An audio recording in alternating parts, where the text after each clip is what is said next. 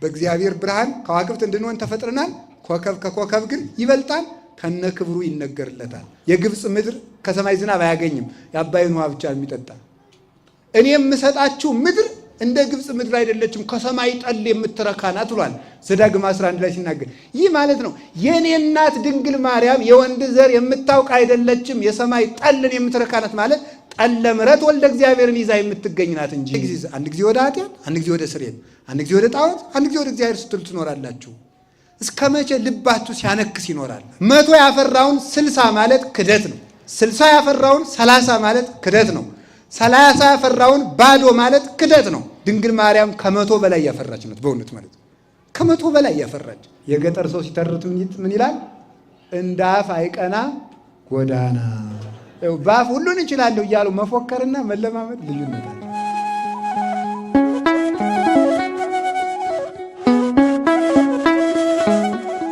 በስመ አብ ወወልድ ወመንፈስ ቅዱስ አሐዱ አምላክ። በስመ አብ ወወልድ ወመንፈስ ቅዱስ አሐዱ አምላክ። በስመ አብ ወወልድ ወመንፈስ ቅዱስ አሐዱ አምላክ። በባሕርዩ ሞት በመንግስቱ ሽረት የሌለበት ቅድመ ዓለም የነበረ ዓለምን በካህሊነቱ የፈጠረ ይህንን ዓለም በቸርነቱ የሚመግብ ቅዱስ እግዚአብሔር ፈጣሪያችን በሀብት ስቦ በረድኤት አቅርቦ በዚህ ቅዱስ ቦታ ስለሰበሰበን ስለ ቸርነቱ ሁሉ ስሙ የተመሰገነ ይሁን።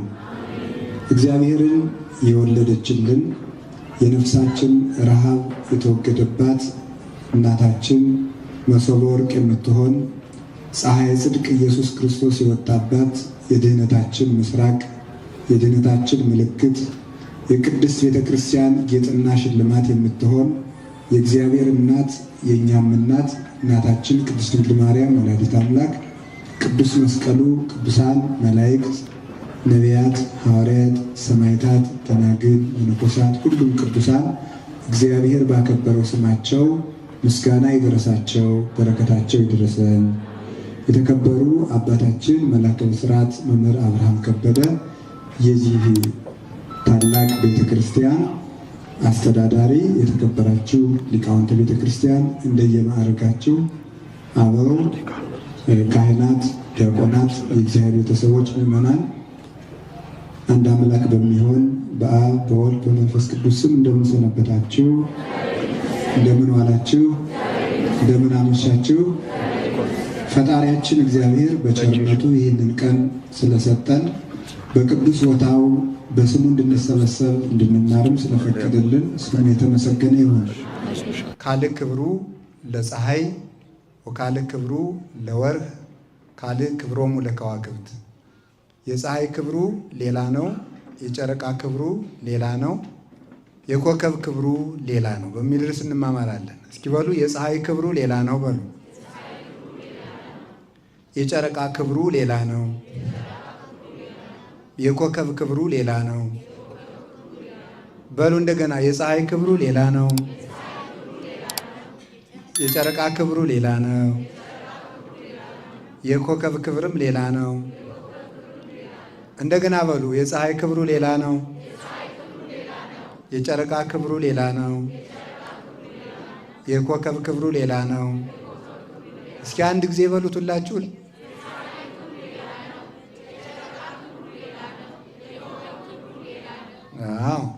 የሐዋርያው የቅዱስ ጳውሎስ መልእክት አንደኛ ቆሮንቶስ ምዕራፍ 15 ቁጥር 41 ላይ ያለው ቃል ማለት ነው። ይህንን ቃል የተናገረው ቅዱስ ጳውሎስ ነው። ቅዱስ ጳውሎስ ሁላችሁ እንደምታውቁት በቅድስት ቤተ ክርስቲያን ውለታው ከፍ ብሎ የሚታሰብለት የቤተ ክርስቲያን ብርሃን ነው። ቅዱስ ሐዋርያ ጳውሎስ ሰናየ መልእክት ብርሃነ ለቤተ ክርስቲያን መልእክትህ ያማረ ንዑድ ክቡር ንጹሕ ልዩ የምትሆን ቅዱስ ጳውሎስ አንተ የቤተ ክርስቲያን ብርሃን ነህ ብላ ቤተ ክርስቲያን ሁልጊዜ ታመሰግነዋለች። እግዚአብሔር ከባሕሪ ጌትነቱ ከሚያስደንቀው ባሕሪው አንዱ የማንንም ውለታ የማይረሳ አመፀኛ አምላክ አለመሆኑ ነው። ዘአኮ ይእምፅ እግዚአብሔር ከመ ይርሳዕ ተልእኮተክሙ ይላል ቅዱስ ጳውሎስ። እግዚአብሔር አገልግሎታችሁን ይረሳ ዘንድ አመፀኛ አምላክ አይደለም ይላል። ዕብራውያን ምዕራፍ 6 ላይ ሲናገር እግዚአብሔር ለቅዱሳን ያገለገላችሁትን አገልግሎት ይረሳ ዘንድ አመፀኛ አምላክ አይደለም። እግዚአብሔር እስከ ቀዝቃዛ ውሃ ድረስ ወርዶ የማንንም ውለታ አይረሳም። አብርሃም ለእግዚአብሔር ብሎ ቢገዘር ደሙን ቢያፈስ እግዚአብሔር ለአብርሃም ብሎ ደሙን አፍሷል።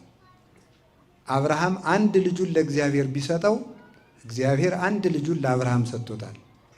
እግዚአብሔር ውለታ የሚያስብ አምላክ ነው። ልጆቹንም በአምሳሉ ስለፈጠረን ውለታ እንድናስብ አድርጎ ነው የፈጠረን። ውለታን መርሳት ሰይጣናዊነት ነው። ውለታን የሚረሳተው የዲያብሎስ ወገን ነው። ዲያብሎስ ያን ሁሉ ነገር ተሰጥቶት እንደው እኮ ይገርማል እኮ ያደረገለትን ራሱን እግዚአብሔርን እኔ እኮ እኩል ነኝ እያለ ስለ ራሱ በማሰብ የእግዚአብሔርን ቸርነት በብርሃን ሸልሞ ፈጥሮት ያንን ክዶ ከእግዚአብሔር ጋር እስከመተካከል ድረስ ደርሶ ነበረ። እና ሰዎች ብዙ ጊዜ ውለታ እንዲረሱ የሚያደርጋቸው ለራሳቸው ክብር ከመጨነቃቸው የተነሳ ነው። ክፉ ቅናትና ምቀኝነት እንዲሁም ለራስ ክብር መጨነቅ ውለታ ቢስ ያደርጋል። ለራስ ክብር መጨነቅ ዲያብሎስ ለራሱ ክብር ስለሚጨነቅ የእግዚአብሔርን ውለታ ረስቶ ያከበረውን እግዚአብሔር ናቀ፣ ከፍ ያደረገውን እግዚአብሔር አቃለለ። በዚያ ደግሞ እግዚአብሔር እንዲወድቅበት አደረገው ማለት ነው። እና ቅዱስ ጳውሎስ ለእያንዳንዱ ክርስቲያን ሕማም መከራን የተቀበለ እንዲያውም መከራው ከመጽናቱ የተነሳ እንደ ከውስጥ ከመኳሄላ ኮንክዎሙ ለሃዊየ ያለው የቅዱስ ጳውሎስ ትንቢት የተፈጸመበት ለወንድሞቼ እንደ ዓላማ ሆንኩ። ዓላማ የሚባለው ወታደሮች ተክለው ተኩስ የሚለማመዱበት የተተከለች ነገር ናት። ያችን ሊመታ ሁሉም አርበኛ እንደሚመለከታት አሕዛቡም ሕዝቡም እኛን ለሞት ይመለከተናል አለ ቅዱስ ጳውሎስ። ለሞት ይመለከተናል። እንደ ጥፍር እድፍ ሆን ይላል። ለእጅ ጣቢ ቦታ አይመርጡለትም፣ በየቦታው ይጥሉታል። ሐዋርያትንም በየቦታው ይጥሏቸው ስለነበረ እንደ ጥፍር እድፍ ሆን ይላል ቅዱስ ጳውሎስ። እንደ ግና ጨዋታ ሆን ይላል። ግናን ይሄኛው ሲመታት ቆይቶ ወይም እና ገና እንለዋለን፣ ያኛው ሌላ በትር ይዞ እንደሚጠብቃት እነ ቅዱስ ጳውሎስን በኢየሩሳሌም ደብድበዋቸው በሮሜ ያሉት ሌላ ዱላ ይዘው ይጠብቋቸዋል። በሮሚያ ደብድበዋቸው በገላትያ ይጠብቋቸዋል። በዚያ ደብድበዋቸው በፊልጵስዩስ ይጠብቋቸዋል። ይህንን ሁሉ መከራ ተቀብሎ ወንጌልን ያስተማረ ራሱን የካደ ሰውነቱ አልቆ ክርስቶስ በሱ ላይ እስኪያድር ድረስ ያስተማረ የነፍሱ ቅድስና ለስጋው የስጋው ቅድስና ለልብሱ ተርፎ ልብሱ ተቆርጦ ሂዶ ሙት ያነሳ የነበረ ነው ቅዱስ ጳውሎስ። ይሄ ምርጥ ዕቃ አባታችን ቅዱስ ጳውሎስ የቤተ ክርስቲያን ብርሃን 14 መልእክታትን ያስተማረ እስከ 3ኛው ሰማይ ድረስ የተነጠቀ ክርስቶስ ፍጹም ያደረስበት። እንደውም አንድ የቤተ ክርስቲያን አባት ሲናገር ጳውሎስ ማለት እስመ ዘይትናገር ቦቱ ክርስቶስ ይላል። ጳውሎስ ማለት ክርስቶስ የሚናገርበት ሰው ማለት ነው ይላል። በትክክል ልሳነ ክርስቶስ ማለት ነው። የክርስቶስ አንደበት ማለት ነው። ዲያብሎስ የሚናገርባቸው ሰዎች አሉ፣ እግዚአብሔር የሚናገርባቸው ሰዎች አሉ። ዲያድርስ የሚባል መናፍቅ አለ። ክፋት ሁሉ ከሱ የሚገኝ ማለት ነው። እሱን ምን ብሎታል ቅዱስ ቄርሎስ? እስመ ጎስአ ቦቱ ዲያብሎስ አቡሁ ይላል።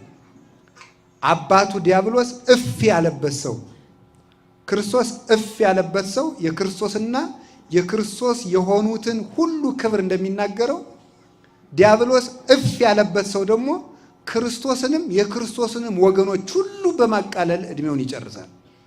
እንደዚህ ነው ማለት ነው። የክደት አረቂ ያሰከረው ሰው ክፉ ነው ይላል ቅዱስ ቄርሎስ። አረቂ ካሰከረው ክደት ያሰከረው ይበልጣል። አረቂ ያሰከረው ሰው በእንቅልፍ ይለቀዋል፣ ግን እንዳትጠጡ። በእንቅልፍ ይለቀዋል። ክደት ያሰከረው ሰው ግን ተኝቶም ይክዳል፣ እየበላም ይክዳል፣ እየሰጡትም ይክዳል።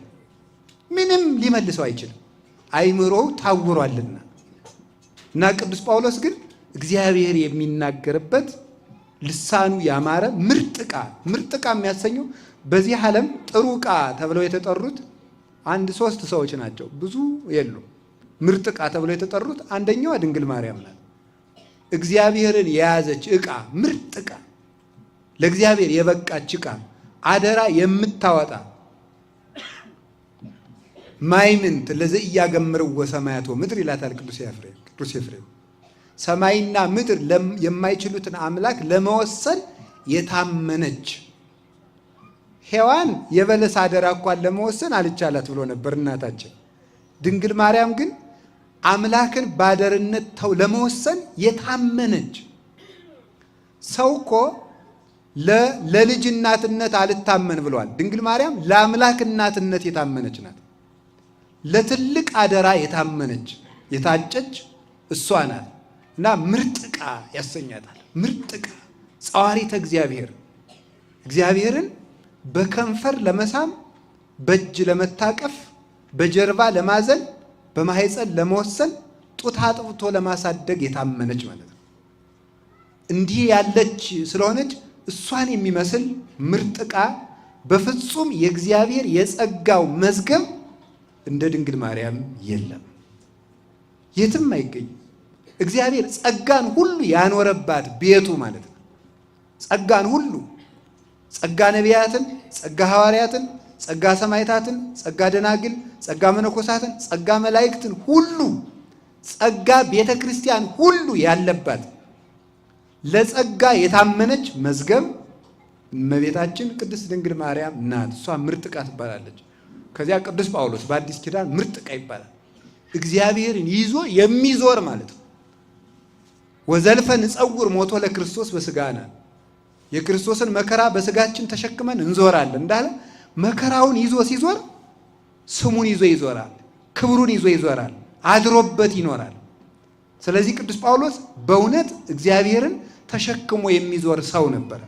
እግዚአብሔርን ይዞ የሚዞር ሰው፣ ክርስቶስ ለሰጠው ለሐዋርያነት አደራ የታመነ፣ ከደረሳችሁበት ቤት ሂዳችሁ ሰላም ለዚህ ቤት ይሁን በሉ፣ ቢቀበሏችሁ ሰላሜ አብሮ ይገባል ብሏል።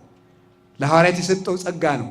ይህ ለሁሉም ሰው የሚሰጥ አይደለም። በእውነቱ መኑ ሙስቴትክሙ በተክዞ ዘይክል ወስቆ ሀደመተ በዲበ ቆሙ፣ ከእናንተ መካከል በቁመቱ ላይ ተጨንቆ 1 ክንድ መጨመር የሚቻለው አለን ይላል።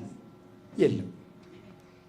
እስቲ እግዚአብሔር ከሰጣችሁ ቁመት ላይ ተጨናነቁና 1 ክንድ ጨምሩበት። ይቻላል?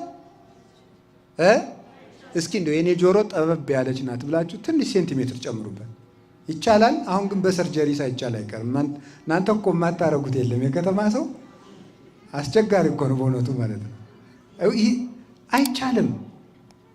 የሰጠን ዘንድ ነው። ይሄንን ምንድነው? አሁን እግዚአብሔር ቁመት ሰጥቷል። ከዚህ በላይ 1 ክንድ መጨመር አትችልም። ምን ማለት ነው? እስከዚህ ሁን ብሎ ሰጥቷል። ከዚህ በላይ አንተ እኔ እችላለሁ ብለህ ጸጋን መጨመር አትችልም። እስከዚህ ስፋ፣ እስከዚህ ኑር ካለ እስከዚያው ኑር ብለውን አባቶች ጌታችን ኢየሱስ ክርስቶስ የነገረን። ተጨንቆ 1 ክንድ መጨመር የሚችል እንደውም አባቶቻችን 1 ክንድ የተባለች ክህነት ናት ይላሉ። ቁመት፣ መደበኛው ቁመት ክርስቲያንነት ነው። የመላው ክርስቲያን ሕይወት ቁመት ተብሏል። ከቁመት በላይ 1 ክንድ የተባለች ግን ክርስቲያኖችን የምታጸድቅ፣ ከእምነት በላይ የምትሆን፣ እምነትን የምትመራ ክህነት ናት። ከእናንተ በቁመቱ 1 ክንድ መጨመር የሚችል ማን ነው? ማለት እኔም ለክህነት እበቃለሁ ብሎ ካህን መሆን የሚችል ማን ነው? አይቻልም። ይህን ነው ጌታ ያስተማረ። እና ቅዱስ ጳውሎስ ግን ለዚህ ክብር የተመረጠ አባት ነው። የቅዱስ ጳውሎስ በረከቱና ረድኤቱ ይድረሰን። ፍጹም አዛኝ መምህር ነው። ፍጹም ለክርስቶስ የሚቀና መምህር ነው። ፍጹም ለወንጌል ያልሆነው የሌለ መምህር ነው። አሁን እንደው አንዳንድ ጊዜ ቅዱስ ጳውሎስ ቢኖር ኖሮ እንዳንል መጽሐፎቹ አሉ። ይጨንቀናል እኮ የሚመጣው ሁሉ ሲመጣ አንዳንድ ጊዜ በእውነቱ ማለት እነዚያ በቆሙበት ሁላችን ስናፋችልበት ያስደንቃል። ፍጹም አዝኖ የሚያስተምር ነው እንጂ በሕግ የሚያስተምር ሰው አልነበረም። ቅዱስ ጳውሎስ ራርቶ የሚያስተምር በእስራኤል በጣም ቅዱስ ጳውሎስ ከሚያስደንቀኝ አንዱ በእስራኤል ባህል ሰው ሲታመም የታመመውን ሰው የጸናበትን እየወሰዱ እቤት ይዘጉታል። አንድ ቤት ይዘጓቸዋል። እዚያ ሲዘጓቸው እነዚያን ለመስበክ ቅዱስ ጳውሎስ እቅድ አወጣ። አሁን መቼስ ሆስፒታል ሄዶ ሰዎችን ንስሐ ግባ ይባል ነገር ኧረ ለራሴ በሽታዬ ንስሐ ነው የሚል ሰውየው ምን ተብሎ ይሰበካል? ክርስቶስን ግን እንዲያውቁ ፈለገና ሂዶ እኔም ታምሜያለሁ ብሎ ተኛ። አሞኛል ብሎ ውጋት ያዘኝ ብሎ ያቃስታል እያለ ማለት ነው። ኋላ ጥቂት ቀን ሰንብቶ እንዲሁ እኮ ይገርም ኧረ ክርስቶስ የሚባል መጥቷል አሉ ድውይ የሚፈውስ በእሱ እንማንና ይፈውሳል። ከፈወሰ እንግዲህ ከአንተ በላይ የጸናበት አለ? እስቲ አንተን ይፈውሳሉ። አምኛለሁ ሲል ወዲያው ያልታመመውን ወገቡን ክርስቶስ ለታምራት ምልክት እንዲሆንለት ቋ አደረገለት። እዚያ በኋላ ወገቡ እየጮኸ ጎባጣ እንደሚቀና ተነሳ። በትክክር እንደታመመ አድርጎለት ለወንጌል ያደረገው ስለሆነ እዚያ በኋላ እኛም በጳውሎስ አምላክ አምነናል ብለው መልሷቸዋል። ስለዚህ ምን አለ? ለታመሙት እንደታመመ ሆንኩላቸው፣ ለታሰሩት እንደታሰሩ ሆንኩላቸው፣ ለወንጌል ሁሉን እሆናለሁ ብሎ የተናገረ ጣዖት በሚመለክበት ሀገር ሂዶ የጣዖት አምላኪዎችን ልብስ ለብሶ አብሮ እየሰገደ አቴና ሂዶ ሲያስተምር የማይታወቀው አምላክ ለፀሐይ አምላክ፣ ለጨረቃ አምላክ፣ ለዝናብ አምላክ፣ ለክረምቱ አምላክ፣ ለበጋው አምላክ ብለው እንደገና ደግሞ ድንገት የማናውቀው አምላክ ብለው የማይታወቅ አምላክ ብለው ታፔላ ጽፈው ሲሰግዱ ያን የማይታወቀውን አምላክ እኮ አወቅኩት ሲሰግድ ቆይቱ ማን ይባላል? ክርስቶስ ብሎ አስተምሮ የመለሰ አባት ነው። የቅዱስ ጳውሎስ አምላክ በወንጌል የሚቀልዱትን ሁሉ ያሳርፍልን። ቅዱስ ጳውሎስ ወንጌልን በሚሰብክ ጊዜ ብዙ ሰው ነበር የሚሰብክ። ታስሮ ሲታሰር ደግሞ ምን ያደርጋሉ? በቅዱስ ጳውሎስ ላይ መከራ ለማጽናት ብለው ወንጌል የሚሰብኩ ሰዎች ነበሩ። እንዲያው እኮ ይገርማል። ምክንያቱም የታሰረ በወንጌል ስለሆነ እሱ ሲሰብክ ደግሞ ምን እንዲባል ነው? ይሄው ዛሬም የእሱ ተከታዮች ነገሩን አላቆሙም ተብሎ እስራት እንዲጨመርበት የማያምኑትን ወንጌል ጳውሎስን ለማሳሰር ይሰብኩ ነበር። ዛሬ እኮ የማያምኑትን ወንጌል እኮ የሚሰብኩ ሰዎች አሉ። የማያምኑትን ወንጌል ማለት ነው። ለሕዝብ ወንጌላዊ ለመምሰል መጽሐፍ ቅዱስን የማያምኑትን የማይመለከታቸውንም የማይመለከቱትን ወንጌል ጥቅሱን ብቻ አንጠልጥለው የሚመጡ ሰዎች አሉ። ምን አለ ቅዱስ ጳውሎስ? ጳውሎስን ይንደደው ብለው የሚሰብኩ ሰዎች አሉ። በመከራዬ ላይ መከራ ሊጨምሩብኝ ወንጌል የሚሰብኩ ሰዎች አሉ። በቅናት ወንጌል የሚሰብኩ ሰዎች አሉ። በዚያም በዚህም ብሎ ክርስቶስ ይሰበካልና ደስ ብሎኛል ይላል። እሱ ግን በመከራዬም ፈጣሪን አመሰግነዋለሁ ይላል። አንዳንዶቹ ደግሞ የፊልጵስዩስ ሰዎች እሱ በሮም ታስሮ ሳለ ሳንቲም አዋጥተው ከታሰረበት ስለጠየቁት እኛም እንደ ቅዱስ ጳውሎስ ሳንቲም እንዲሰጠን ብለው ስብከት የጀመሩ ሰዎች ነበሩ። እነዚህ ሁሉ ማለት ወንጌልን መባያ ሕግ አደረጋችኋት ያላቸው ለዚህ ነው። መባያ ሕግ በስብከት ማባበል አልመጣንባቸውም ይላቸዋል ቅዱስ ጳውሎስ። በስብከት ማባበል አልመጣናቸውም። በስብከት ማባበል ማለት ለሕዝብ የማይጨበጥ ተስፋ እየሰጡ ሕዝብን ከተስፋ የሚያወጡ ሰዎች ናቸው። የማይጨበጥ ተስፋ እየሰጡ የማይሆነውን ትሆናለህ፣ የማይደርስበትን ትደርሳለህ እያሉ የማይጨበጥ ተስፋ የሚሰጡ የስብከት አባባዮች ይባላሉ። ወደ ልዩ ወንጌል የሚወስዱት እነዚህ ነበረ ቅዱስ ጳውሎስ እውቅዎሙ ለከለባት ያላቸው፣ ውሾችን እወቁባቸው ያላቸው። ውሾችን እወቁባቸው፣ ከሆዳቸው ምስጢር የማያድሩትን መልሰው ወደ ጥፋታቸው የሚመለሱትን እወቁባቸው ብሎ እውቅዎሙ ለገበርተ እኪት፣ ክፉ ሰራተኞችን እወቁባቸው ያለን እነዚህ ነበረ። ፊልጵስዩስ ምዕራፍ 3 ላይ ያሉ ማለት ነው። የቅዱስ ጳውሎስ በረከት ይደርብን። አንደኛ ቆሮንቶስ እግዚአብሔር ሰውን ያውቃልና ማንን በማን እንደሚመልሰው ስለሚያውቅ ቆሮንቶስ በጊዜው የነበረች ፈላስፎች ብዙ ጊዜ የኖሩባትና በጊዜው ንግድ የበዛባት የንግድ ከተማ የነበረች ለመንገድ የተመቸች ወዲያ ወዲህ የሚለው ሁሉ የሚገናኝባት ስለሆነ ሕዝቡ በእውቀቱ የሚመካ ሕዝብ ስለነበረ እሱ ደግሞ 46ቱን ብሉይ ኪዳን የተማረ ሰው ቅዱስ ጳውሎስ ጸጋም የብሉይ ኪዳን እውቀትም ከገማልያል ስር የተማረ ስለነበረ ለዚህ የሚበቃ ቅዱስ ጳውሎስ ነው ብሎ ጌታ እሱን ሰዶ አስተምሯቸዋል። እና ትንሣኤ ሙታን የለም የሚሉ ቢጽ ሐሳውያን ስለገቡባቸው ለነሱ መልስ እንዲሆናቸው አይ ትንሣኤ ሙታን ከሌለማ ክርስቶስ አልተነሳማ፣ ክርስቶስ ካልተነሳማ ማመናችን ከንቱ ነዋ። አንተ የቆሮንቶስ ገበሬ ትንሣኤ ሙታን ከሌለ አንተ የምትዘራው ስንዴ ፈርሶ በስብሶ እንደገና 30፣ 60፣ 100 ፍሬ አፍርቶ የሚነሳ ከሆነ በእግዚአብሔር አርአያና አምሳል የተፈጠረ ክቡር የሰው ልጅ እንዴት አይነሳም ትላለህ? በምንነሳም ጊዜ ሁሉም የየራሱን አካል ይዞ ይነሳል። ዘር፣ ስንዴ፣ ጤፍ፣ በቆሎ፣ ማሽላ፣ ኑግ፣ ሌላም ሰሊጥ ተዘርቶ ሁሉም የየራሱን አካል ይዞ ይነሳል። አይቀላቀልም። አንድ ላይ ተዘርቶ ሁሉም የየራሱን አካል ይዞ ይነሳል። በአንድ መሬት ተቀብረን ሁላችንም ሳንቀላቀል በእግዚአብሔር ጥበብ አውሬ ቢበላን ውሃ ቢወስደን በረሃ ላይ አውሬ በልቶን ብንቀር አሞራ ስጋችን ፍቆት አጥንታችን ተከስክሶ በየቦታው ተበትኖ ሌላው ቀርቶ አጥንታችን ተቃጥሎ አመድ ሁነን ብንዘራ እንኳን እግዚአብሔር አካላችን በአካል በአምትንት ባይጽምት በአስራው በጅማት አጽንቶ እንደገና ሰብስቦ ሰው ያደርገናል። መጀመሪያም ካፈር ነው የፈጠረን፣ ኋላም ደግሞ አፈር የሆነውን ሰው ያደርገናል። እንደገናም የየራሳችን አካል ይዘን እንነሳለን። ሰው ሁሉ የየራሱን ስራ ይዞ ይነሳል። የየራሱን ስራ የሰራውን ስራ ተሸክሞት ይነሳል እና ሁላችንም የየራሳችን አካል ይዘን እንነሳለን። በየክብራችንም እንነሳለን። አንድ ቀን እንነሳ እንጂ የምንነሳው ግን በየራሳችን ክብር ነው። አንዱ በሌላው ክብር አይነሳም። የየራሱን ክብር ይዞ ነው የሚነሳው። ክብር አይቀላቀልም። ባለ 30ው የባለ 60 ክብር ይዞ አይነሳም። ባለ 60ው የባለ 100 ክብር ይዞ አይነሳም። ሁሉም በየክብሩ ይነሳል። 1 ዲናር ይሰጠዋል።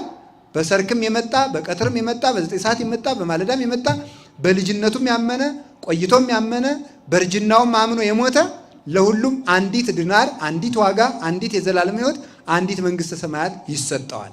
የምንነሳበት ክብር ግን የተለየ ክብር ነው። ይህም በምን ማስረጃ ታስረዳናለህ ሲባል ቅዱስ ጳውሎስ የፀሐይ ክብሩ ሌላ ነው፣ የጨረቃ ክብሩ ሌላ ነው፣ የከዋክብት ክብሩ ሌላ ነው። በአንድ ሰማይ በአንድ ረቡዕ ተፈጥረው በአንድ ትእዛዝ ታዘው አንድ ብርሃን ተቀብተው በአንድ ሰማይ አብርተው ሲኖሩ ክብራቸው ግን ልዩ ነው። በአንድ ዕለት ተፈጥረዋል በሉ፣ በአንድ ረቡዕ ተፈጥረዋል በሉ። አይዟችሁ፣ በአንድ ረቡዕ ተፈጥረዋል፣ በአንድ ትእዛዝ ተፈጥረዋል፣ በአንድ ሰማይ ያበራሉ። በክብር ግን ምን ይላሉ? በሉ እንጂ ንገሩኝ። በክብር ምን ይላሉ? አንድ ጊዜ በሉ፣ ጨምሩ። አዎ ያዙ፣ ይሄን እንዳትረሱ። እንግዲህ ማለት በምን ይኖራሉ? በስንት ሰማይ በስንት ትእዛዝ ተፈጠሩ? በክብር ግን ምን ይላሉ? ይለያያሉ። ይህንን ነው መያዝ። እሺ፣ ይህንን ነው የምናየው። ኋላም እየክብራችን እንድነሳ ክብር ይስጠን መድኃኒዓለም። ይህንን ካልን ምንድን ነው ይህንን ያመጣ ነው? በአጭር ቃል ፀሐይ፣ ጨረቃ፣ ከዋክብት ምንድን ናቸው ነው? ሰማይ ምንድን ነው? ይህን ብቻ ነው የምናየው። ሰማይ እንግዲህ እግዚአብሔር ፀሐይ፣ ጨረቃ፣ ከዋክብትን የፈጠራቸው መቼ ነው ካላችሁኝ፣ ረቡዕ ነው የፈጠራቸው። እግዚአብሔር እሁድ ፍጥረትን ጀምሮ ቅዳሜ ለእሁድ ሌሊት 7 ፍጥረት ፈጥሮ ጨለማንም ጨምሮ መላእክትን ግን ሲነጋ ፈጥሯቸዋል። ከዚያ በኋላ ብርሃንን ፈጥሯል። ከዚህ እስከ ብሩህ ሰማይ፣ ብሩህ ሰማይ የሚባለው ከዚህ በላይ ያሉት 7ቱ ሰማያት ናቸው። ከዚህ እስከ ብሩህ ሰማይ እስካለው ሰማይ ድረስ ውሃ የሞላ ነበረ። ከዚያ በኋላ እግዚአብሔር ለይትጋባ ማይ ውስተ ምዕላዲሁ ብሎ ውሃውን በየቦታው ሰበሰበው። ማክሰኞ የሚሰራው ስራ ስለነበረው ሰኞ አስቀድሞ ውሃውን ሰበሰበ። ውሃውን አንዱን ከዚህ ከምናየው ሰማይ በላይ ሰቀለው። ከዚህ ከምናየው ሰማይ በላይ የሰቀለውን ውሃ ሐኖስ አለው። ሐኖስ ማለት ተሐዋኪ ማለት ነው፣ ወይም ብጽብጽ ማለት ነው፣ የሚታወቅ ማለት ነው፣ የሚገማሸር ተባዕታ ይለዋል። አባቶቻችን በወንድ ይመስሉታል። ወንድ ምንድን ነው? ጀብደኛ አይደለ? አዎ፣ ይሄ መግረሽረሽ፣ መደባደብ፣ መቆጣት፣ ማዘዝ የሚወደው ወንድ ነው እና በዚያ ይመስሉታል። ያ ረግቶ አይቀመጥም። ግን ሰማይ ለብቻው ወደዚያ ወደ አንዱ ሰማይ እንዳይሄድ ምን ያደርገዋል? ልክ ባቢል የሚባል ነፋስ እንደ ብራና ውሃውን ወጥሮ እንዲይዘው አድርጎ አስቀምጦታል እግዚአብሔር። እንግዲህ እንደምታዩት ውሃ በገበታ መቀመጥ የሚችለው ገበታው ምን ሲሆን ይመስላችኋል? ወደ ላይ ሲዞር ነው? ወደ ታች ሲዞር ነው? እንግዲህ በከተማ አላውቅም። በእኛ በገጠሩ ወደ እናንተ በቧንቧም አይሆንም እኮ ውሃ ሽቅብ ይፈሳል አይፈስም ሲባል በአዲስ አበባ በቧንቧ ይፈሳል አላሉ አንዱ። ለምክር ሲባል ለምክር የተባለውን ውሃ ሽቅብ አይፈስም እንጂ ሲል አይ በአዲስ አበባ በቧንቧ ይፈሳል ብሏል። እና ውሃ ሊይዝ የሚችለው ወደ ፊቱን ወደ ታች ዞሮ ነው፣ ገበታው ወደ ላይ ዞሮ ነው።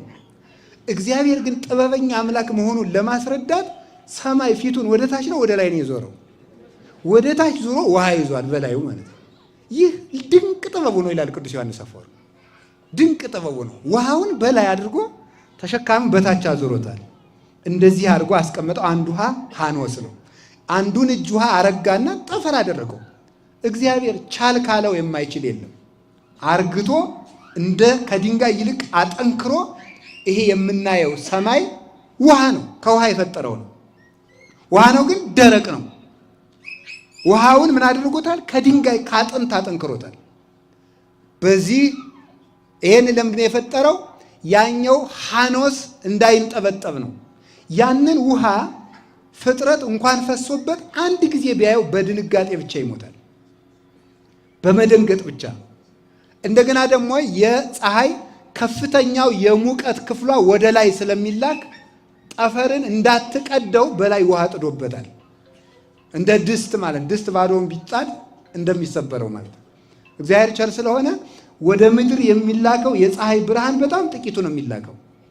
እናንተ ምድር የምትሉት ኦዞን የምትሉት፣ እኛ ደግሞ ምዕዛረ ፀሐይ የምንለው የፀሐይ ወንፊት ማለት ነው። ፀሐይ ብርሃኗ ተመጥኖ የሚወርድበት ነው። ያንን የሚከፍት እና የሚዘጋ መልአክ አለ። አሁን ስንት ወንፊቶች ቢከፈቱ መጠነኛ ብርሃን ያስፈልጋል። ማለዳ ስንት ይከፈት፣ 6 ሰዓት ስንት ይከፈት የሚለውን የሚመጥን መልአክ አለ። ከፍተኛውን ግን ወደ ጠፈር ይልከዋል። እንዳትሰብረው ደግሞ በላይ ሐኖስን ጥዶበታል። ፈሶ እንዳያጠፋን ደግሞ ይህንን ጠፈር ጋርዷል። ከዚያ በኋላ እግዚአብሔር ምን አደረገ? ሰኞ ምድር ውሃ ረግቶባት ስለነበረ ውሃውን ሰበሰበለን። አንዱን ከምድር በታች አደረገው። አሁን አንዲት ጠጠር ወደ ውሃ ስንወረውር ትሰጥማለች። ግን ይህ ሁሉ ዓለም የተኛው ግን ከውሃ ላይ ነው። ለምን እንደማንሰጥም እግዚአብሔር ብቻ ነው የሚያውቀው። ዘአጽንዐ ለምድር ዲበ ማይ፣ ምድርን በውሃ ላይ ያጸና ይላል ቅዱስ ዳዊት። ምድርን በውሃ ላይ ያጸና እግዚአብሔር ለማይችል ነገር የሚቻል ነገር እንደሚሰጠው ውሃ ምድርን ከነጓዟ ተሸክሞ በመኖሩ ይታወቃል። እንደ ውሃ ብጽብጽ የሆን እንኳን ብንሆን እግዚአብሔር ካለ የማንችለው ነገር የለም፣ ይቻላል። ኩሎ እክል በዘውእቱ አክህለኒ ክርስቶስ፣ ኃይልን በሚሰጠኝ በክርስቶስ ሁሉን ይችላለሁ ይላል ቅዱስ ጳውሎስ ፊልጵስዩስ ምዕራፍ 4 ቁጥር 6 ላይ ኃይልን በሚሰጠኝ በክርስቶስ ሁሉን ይችላለሁ። የገጠር ሰው ሲተርት ምን ይላል? እንደ አፍ አይቀና ጎዳና ይላል። እስኪ በሉ በአፍ ሁሉን ይችላለሁ እያሉ መፎከርና መለማመድ ልዩነት አለው። ማመን ሌላ ነው፣ በአፍ መናገር ሌላ ነው። ሁሉ እንደሚቻል ግን ፍጥረት ያሳየናል። አሁን ይህንን አጸና። አሁን አንዳንድ ጊዜ አውሮፕላን ውስጥ ሰው የሚፈራው ለምን ይመስላችኋል? ለምን ነው የሚፈራው ሰው አውሮፕላን ውስጥ? አውሮፕላኑ ሲገጫገጭ እኮ ዓለም ልታልፍ ነው የሚመስለው ሰው ሲደነግጥ ማለት ነው። ሰው ድንቅ ነው። እዚያ የሚኩራራው ሁሉ እንደው መቼስ ሄድኩ አይባልም እንጂ ብዙ ሰው ታዝብ ያውቃል። ብዙ ሰው በእውነቱ ማለት ነው። እኔ በጣም ብዙ ሰው አልናገረውም፣ በቃ አልናገረውም። ብዙ ሰው እንዲሁ ስንወርድ እንዴት እንደሚያጨበጭብ ግርም ነው የሚለኝ ፍርሃቱ ሰው ማለት ነው። አሁን እኮ ፈርቶ ነው እንደዚያ የሚለው እና ትዝ ይለኛል አንዲት እናታችን ደንግጠው በቃ ደንግጠው ገጭ ገጭ ገጭ ገጭ ተነስተው ይሮጣሉ። ገጭ ገጭ ገጭ ሲል ተነስተው ይሮጣሉ። ገጭ ገጭ ገጭ ሲል ተነስተው ይሮጣሉ። ከአውሮፕላኑ ስንደርስ in the name of Jesus አሉ። መጀመሪያ ግን አላሉ። ችግር ሲመጣ እኮ እንደዚህ ያለው ሰው ሁሉ ሰው ይመስላል እኮ እንደው ኩሻቱ እኮ እንደው ይገርማቸዋል እኮ የሚችል ይመስላል። ጥቅስ መጥቀስና እምነትን በተግባር መርምር ልዩነት አለው አይባልም እንጂ አንድ ወንድማችን ባለፈው ሰምታችኋል አይደል? እንደ ኢየሱስ በባህር ላይ ሂጄ አሳያችኋለሁ ብሎ አዞ ውጦት ሰምታችኋል። በጣም አይደረስ ነው ይሄ አይደረስ ነው በእውነቱ ማለት ነው። አርፎ መቀመጥን የመሰለ እኮ ነገር እኮ የለም በእውነቱ። ሰው እኮ ሕይወቴን አስተካክሉልኝ ነው እንጂ እንደ ጌታ በባህር ሂዱልኝ አላለም። ሰው ያለ ሕይወቴን አስተካክሉልኝ፣ ትዳሬ እየተበላሸብኝ ነው፣ ሕይወቴ እምቢ ብሎኛል ብሏል እንጂ በባህር ላይ መሄድማ ጌታ ይበቃኛል ብሎ እኮ ሰው አውቆ ተቀምጦ ነበር። እንዲሁ አይደረስ እኮ ነው። አይነኩ ቢነኩ ያድሯል ሲታወኩ ይላል ሰው በእውነቱ ማለት ነው። አይነኩ መንካት ችግር ነው እና አሁን ህዋው መሬትን ያመናት የተሸከመው ውሃ እንደሆነ አይምሯችን ስለማያውቀው ነው። መሬት ጠጠር የሚያሰጥም ውሃ መሬትን ከነሁለንተናዋ መሸከም ከቻለ ህዋውም አውሮፕላን መሸከም ይችላል ብሎ ማመን አቅቶን ነው ሰው የሚፈራው ማለት ነው። የሚፈራው ለዚያ ነው። ምድርን በውሃ ላይ አጸና፣ ታች አስቀመጠ። አንዱን ደግሞ ለምድር እንደ መቀነት አስታጠቃት። ምድርን በውጭ በኩል ሲመለከቷት ደብተራ ኦሪትን ትመስላለች ይላሉ አባቶቻችን። ምድርን የበቃ ሰው ያያታል፣ ያልበቃ ሰው አያያትም። ምድርን ግን በውጭ ሆኖ የበቃ ሰው በውስጥ እንዳለ ውጯን ዙሪያዋን ቢያያት ደብተራ ኦሪትን ትመስላለች። ድንኳኒቱ የደብተራ ኦሪት ጽርሐ አርያምን መስላ ሙሴ የሚያስታጥቃት የክብር ጌጦች ነበሩ እና ምድር እንደዚህ አድርጎ አስጊጦ ነው የፈጠራት። ለምድር አስታጠቃት ውቅያኖስን ማለት ነው። ይህንን አድርጎ በዚህ ዓለም ግን የቀረው እኛ የምንጠቀምበት ውሃ ሰዎች ዕቃ አጥበው ውሃውን ሲደፉት በጠርዙ እንደሚቀረው እንደ ጥቂት ውሃ ያለ ነው ይላል። እግዚአብሔር ሌላውን ውሃ አስወግዶታል። ለምንድን ነው ሲባል ምድር ማብቀል እንድትችል ነው።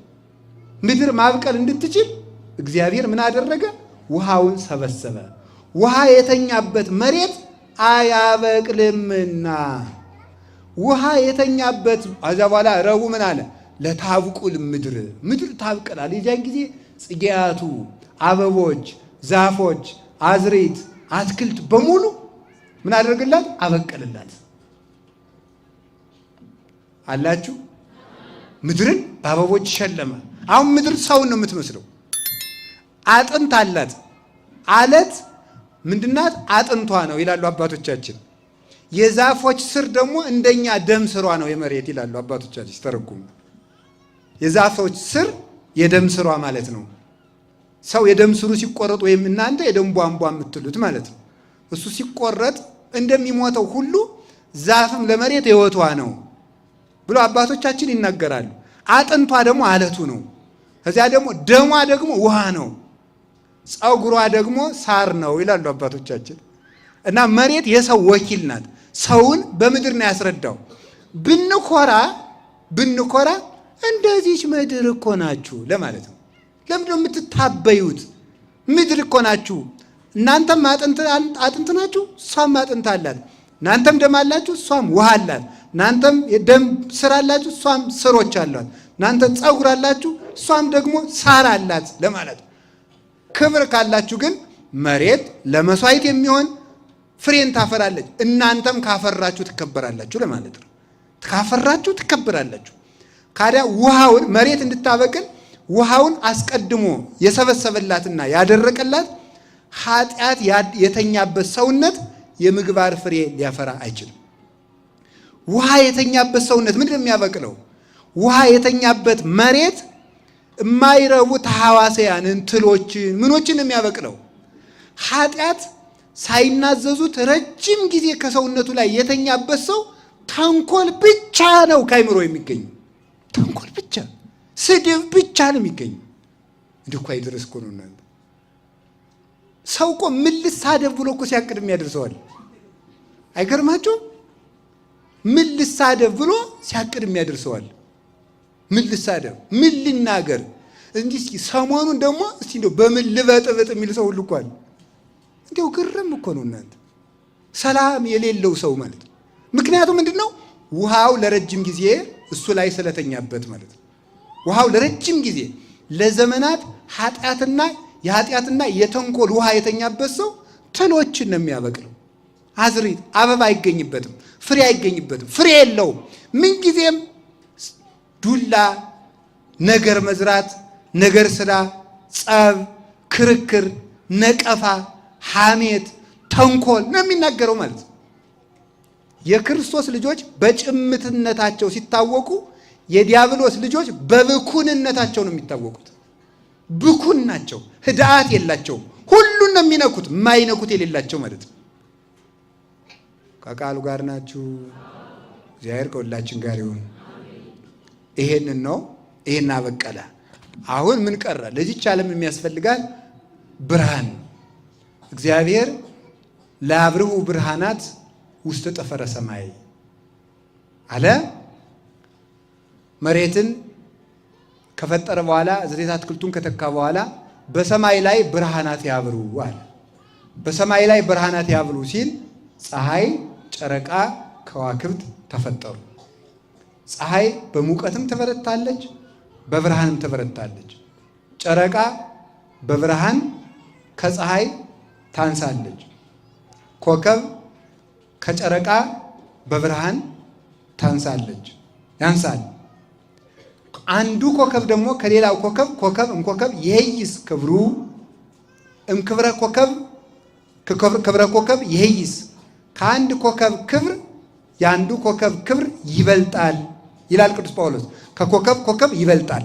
ይህንን አባቶቻችን በብዙ ወገን ተርጉሞታል። አንድ ሁለቱን ልናገር። አንደኛው ሰማይ የተባለች ቤተ ክርስቲያን ናት። እስኪ በሉ ሰማይ ማናት? ንገሩኝ፣ ማናት? በጣም ጥሩ። ለምን ሲባል ሰማይ ለምን ነው የተባለችው? ሰማይ ሲባል የእግዚአብሔር መንግስት ስለሆነች ነው። የእግዚአብሔር መንግስት ስለሆነች ቤተ ክርስቲያን ሰማይ። ታስታውሱት እንደሆነ መጽሐፍ ቅዱስ ታነቡ እንደሆነ የእኔ መንግስት ከዚህ ዓለም አይደለችም። ይህን ጥቅስ እንግዳችሁ አይደለም፣ መቼም ታውቁታላችሁ። የእኔ መንግስት ከዚህ ዓለም አይደለችም። ዮሐንስ ወንጌል ምዕራፍ 18 ላይ ጲላጦስ አንተ የአይሁድ ንጉሥ ነህ አለው። አይ አንተ ትቤ፣ አንተ ነህ እንደዚያ የምትለኝ። ምን ማለቱ ነው ጌታ? አይሁድ ይሁዳ የምትባለው በተለይ ኢየሩሳሌም አካባቢ ሰማርያንም ሳይጨምር ነው። በተለይ በብሉይ ኪዳን አጠራር እና የአንዲት አውራጃ ንጉሥ የምታደርገኝ አንተ ነህ ማለቱ ነው። አንተ ነህ። እንዴት የዚች ብቻ የምመስልህ ለአንተ ነው፣ እኔ አይደለሁም።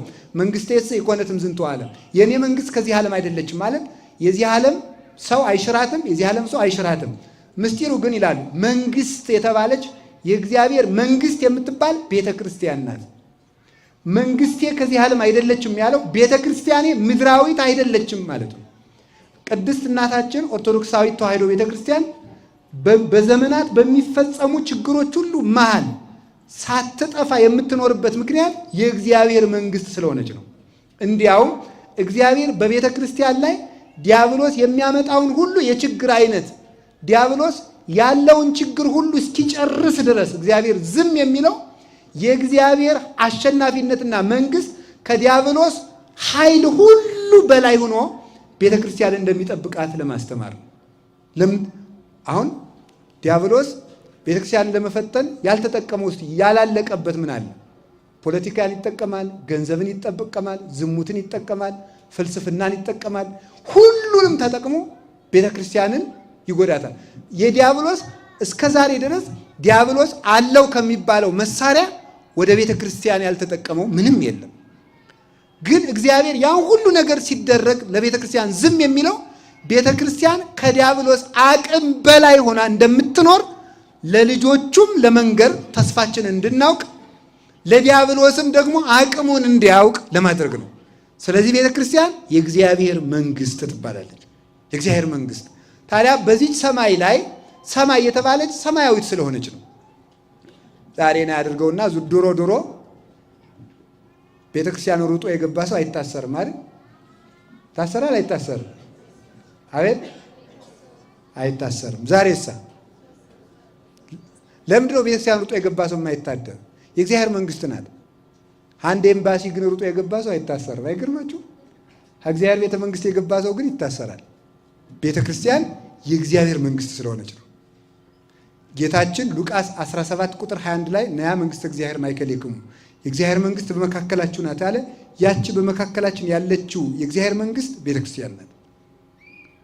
መንግስተ ሰማያት ሩጣ በዚያ ማዶ እግር ኑሯት ክንፍ ኑሯት በራ አትመጣም፣ የእግዚአብሔር መንግስት በመካከላችሁ ናት ያለ የት አለች የእግዚአብሔር መንግስት? አንዲቱ መንግስቱ ቤተ ክርስቲያን ናት። በዚች ቤተ ክርስቲያን ላይ እንዲያበሩ የተፈቀደላቸው እነማን ናቸው ሲባል ፀሐይ ራሱ ኢየሱስ ክርስቶስ፣ ጨረቃ ቤተ ክርስቲያን ራሷ ደግሞ መልሳ ማለት ነው። ራሷ መልሳ ከዋክብት ሰማይታት ናቸው። አሁን ምሳሌ ሲያዛውሩ ነው። ቤተ ክርስቲያን ሰማይ ስትሆን ፀሐይ ኢየሱስ ክርስቶስ ይሆናል፣ ጨረቃም እመቤታችን ትሆናለች፣ ከዋክብት ሰማይታት ይሆናሉ። በዚች ቤተ ክርስቲያን ውስጥ ሁሉም እንዲያበሩ ተፈቅዶላቸዋል። ሁሉም እንዲያበሩ በሰማይ ላይ ፀሐይም ተፈቅዶለታል፣ ጨረቃም ተፈቅዶላታል፣ ከዋክብትም ተፈቅዶላቸዋል። በቤተ ክርስቲያን ክርስቶስ ያበራል፣ እናቱም ታበራለች፣ ቅዱሳንም ያበራሉ። ልብ ብላችሁ ስሙ። በቤተ ክርስቲያን እግዚአብሔር ያበራል፣ ድንግል ማርያም ታበራለች፣ ቅዱሳን ያበራሉ። ብርሃናችን ግን አንድ ነው። አሁን እግዚአብሔርን ጌታችን መድኃኒታችን ኢየሱስ ክርስቶስን በቤተ ክርስቲያን ውስጥ እናመልከዋለን፣ መድኃኔዓለምን።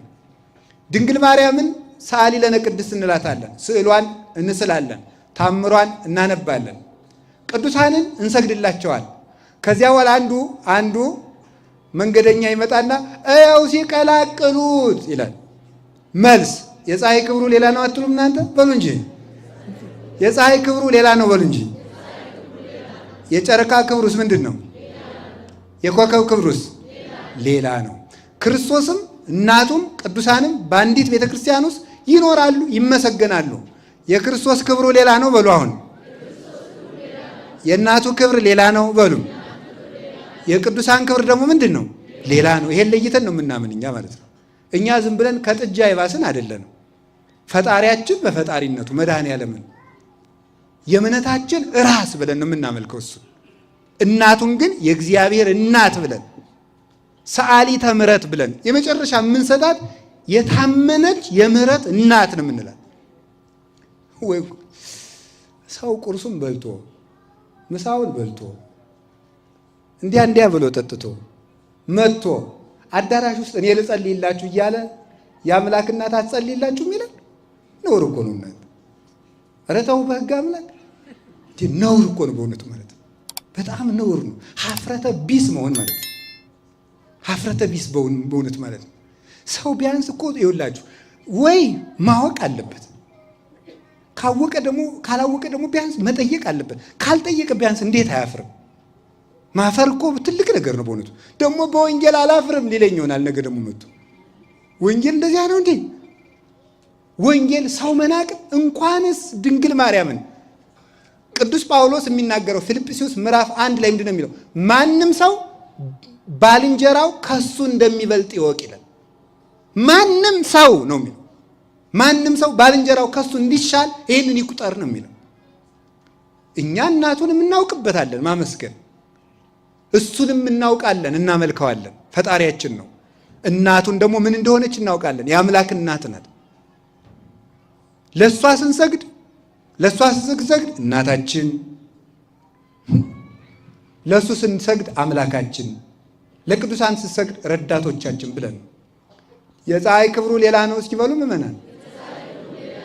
እሺ አዎ እሱ ነው። ከቃሉ ጋር ናችሁ። ከዚያ ደግሞ ሰማይ የተባለ ምንድን ነው? ሰማይ የተባለ የእኛ ልብ ነው። እስቲ የእኛ ልብ በሉ። ሰማይ የተባለ የኛ ልብ ነው። ፀሐይ የተባለ ኢየሱስ ክርስቶስ ነው። ጨረቃ የተባለች ቤተክርስቲያን ናት። ከዋክብት የተባሉ ሰማይታት ናቸው። ሰማይ የተባለ የኛ ልብ ነው። በሰማይ ላይ ሶስቱ ያብሩ ማለት በክርስቲያኖች ልብ የክርስቶስ ፍቅር፣ የቤተ ክርስቲያን ፍቅርና የቅዱሳን ፍቅር መኖር አለበት ማለት ነው። የክርስቶስን ፍቅር መኖር አለበት፣ የቅዱሳን ፍቅርም መኖር አለበት፣ የቤተ ክርስቲያን ፍቅር መኖር አለበት። ይሄን ነው ሰማይ የምንለው። ልብ ይሉታል። ይሄ ነው ልብ የሚባለው። ይሄ ነው ወይ ጉድ! ቅዱስ ጳውሎስ እኮ የተሰሎንቄን ሰዎች ምን እንዳላቸው ብትሰሙ፣ እናንተ የተሰሎንቄ ሰዎች የመመኪያዬ ዘውድ ናችሁ ነው የሚላቸው። እስኪ በሉ በሞቴ የመመኪያዬ ዘውድ በሉ እስቲ። ረታው ጎበዝ። የተሰሎንቄ ሰዎች ለቅዱስ ጳውሎስ የመመኪያው ዘውድ ከተባሉ አክሊለ ምክህነ ብላት ምንድን ነው ነውሩ? የመመኪያዬ ዘውድ ድንግል ማርያም ብላት ምንድን ነው ነውሩ? መመኪያዬ ጋሻዬም ነሽ ክብሬም ነሽ ብላት ለእኔ ነው የምትበዛብኝ እንጂ ለእሷስ አያንስባትም። የሚበዛብን ለእኛው ነው በእውነቱ። ደግሞ እኮ ትዕቢታችን እኮ አምላክ እናቴ ብሏት እሷ እንኳን እኔ እሱ እናቴ ባለበት እናንተ ኃጢአተኞች ልጄ እናቴ እንድትሉኝ አልፈልግም እሷ እንኳን አላለችም። እሷ ያላለችው ደግሞ እኛ ተገልብጠን እኔ ሁልጊዜ የምናገረው አንድ ቃል ላይ ልድገመው ደስ ስለሚለኝ ሲራክ እንዲህ ይላል፣ 3 አይነት ሰዎች ነፍሴን አበሳጯት ይላል። ሴሰኛ ሽማግሌ፣ ትዕቢተኛ ድሃና ንፉግ ባለጸጋ። በጣም ንፉግ ባለጸጋ፣ ሴሰኛ ሽማግሌ። እንደው ወጣቱም አልተፈቀደለትም፣ እንደው ቢያንስ እሱ ስጋዋሽን ነው። አሁን ሽማግሌው ምን ብለህ ነው አርፈም አትቀመጥ። ይሄ እንደግም ትዕቢተኛ ድሃ ደግሞ የለውም ደግሞ ትዕቢቱ ደግሞ እንዳወራ ዶሮ ያለ ማለት ነው።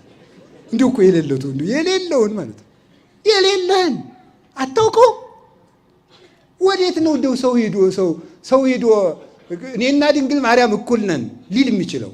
የለም። ኮከብ ይሄይስ ክብሩ። ኮከብ ከኮከብ ይበልጣል። አንዱ ከአንዱ ይበልጣል። እንኳን ከድንግል ማርያም እኛም እንኳን እኔ ከገሌ ጋር እኩል ነኝ ማለት ኢ ክርስቲያናዊነት ነው፣ ኢ ወንጌላዊነት ነው፣ ኢ መጽሐፍ ቅዱሳዊነት ነው። እንዲያውም ምንድን ነው ያለው ጌታችን ኢየሱስ ክርስቶስ? እስመ አብ ያብየኒ አብ ይበልጠኛል ያለውን ቃል ሊቃውንቱ ሲተረጉሙት አብ ይበልጠኛል ያለ አብ ወልድን የሚበልጠው ሆኖ ሳይሆን ለአርአያነት ስለመጣ እናንተም እገሌ ይበልጠኛል በሉ እንጂ ትክክል ነኝ አትበሉ ለማለት ነው ብሎ ነው የሚተረጉሙት። እገሌ ይበልጠኛል በሉ እንጂ ትክክል ነኝ አትበሉ። ጭራሽ እበልጣለሁ እንኳን እኩል ነኝ ይበልጠኛል አለ ማለት ራሱ ክህደት ነው፣ ነውር ነው።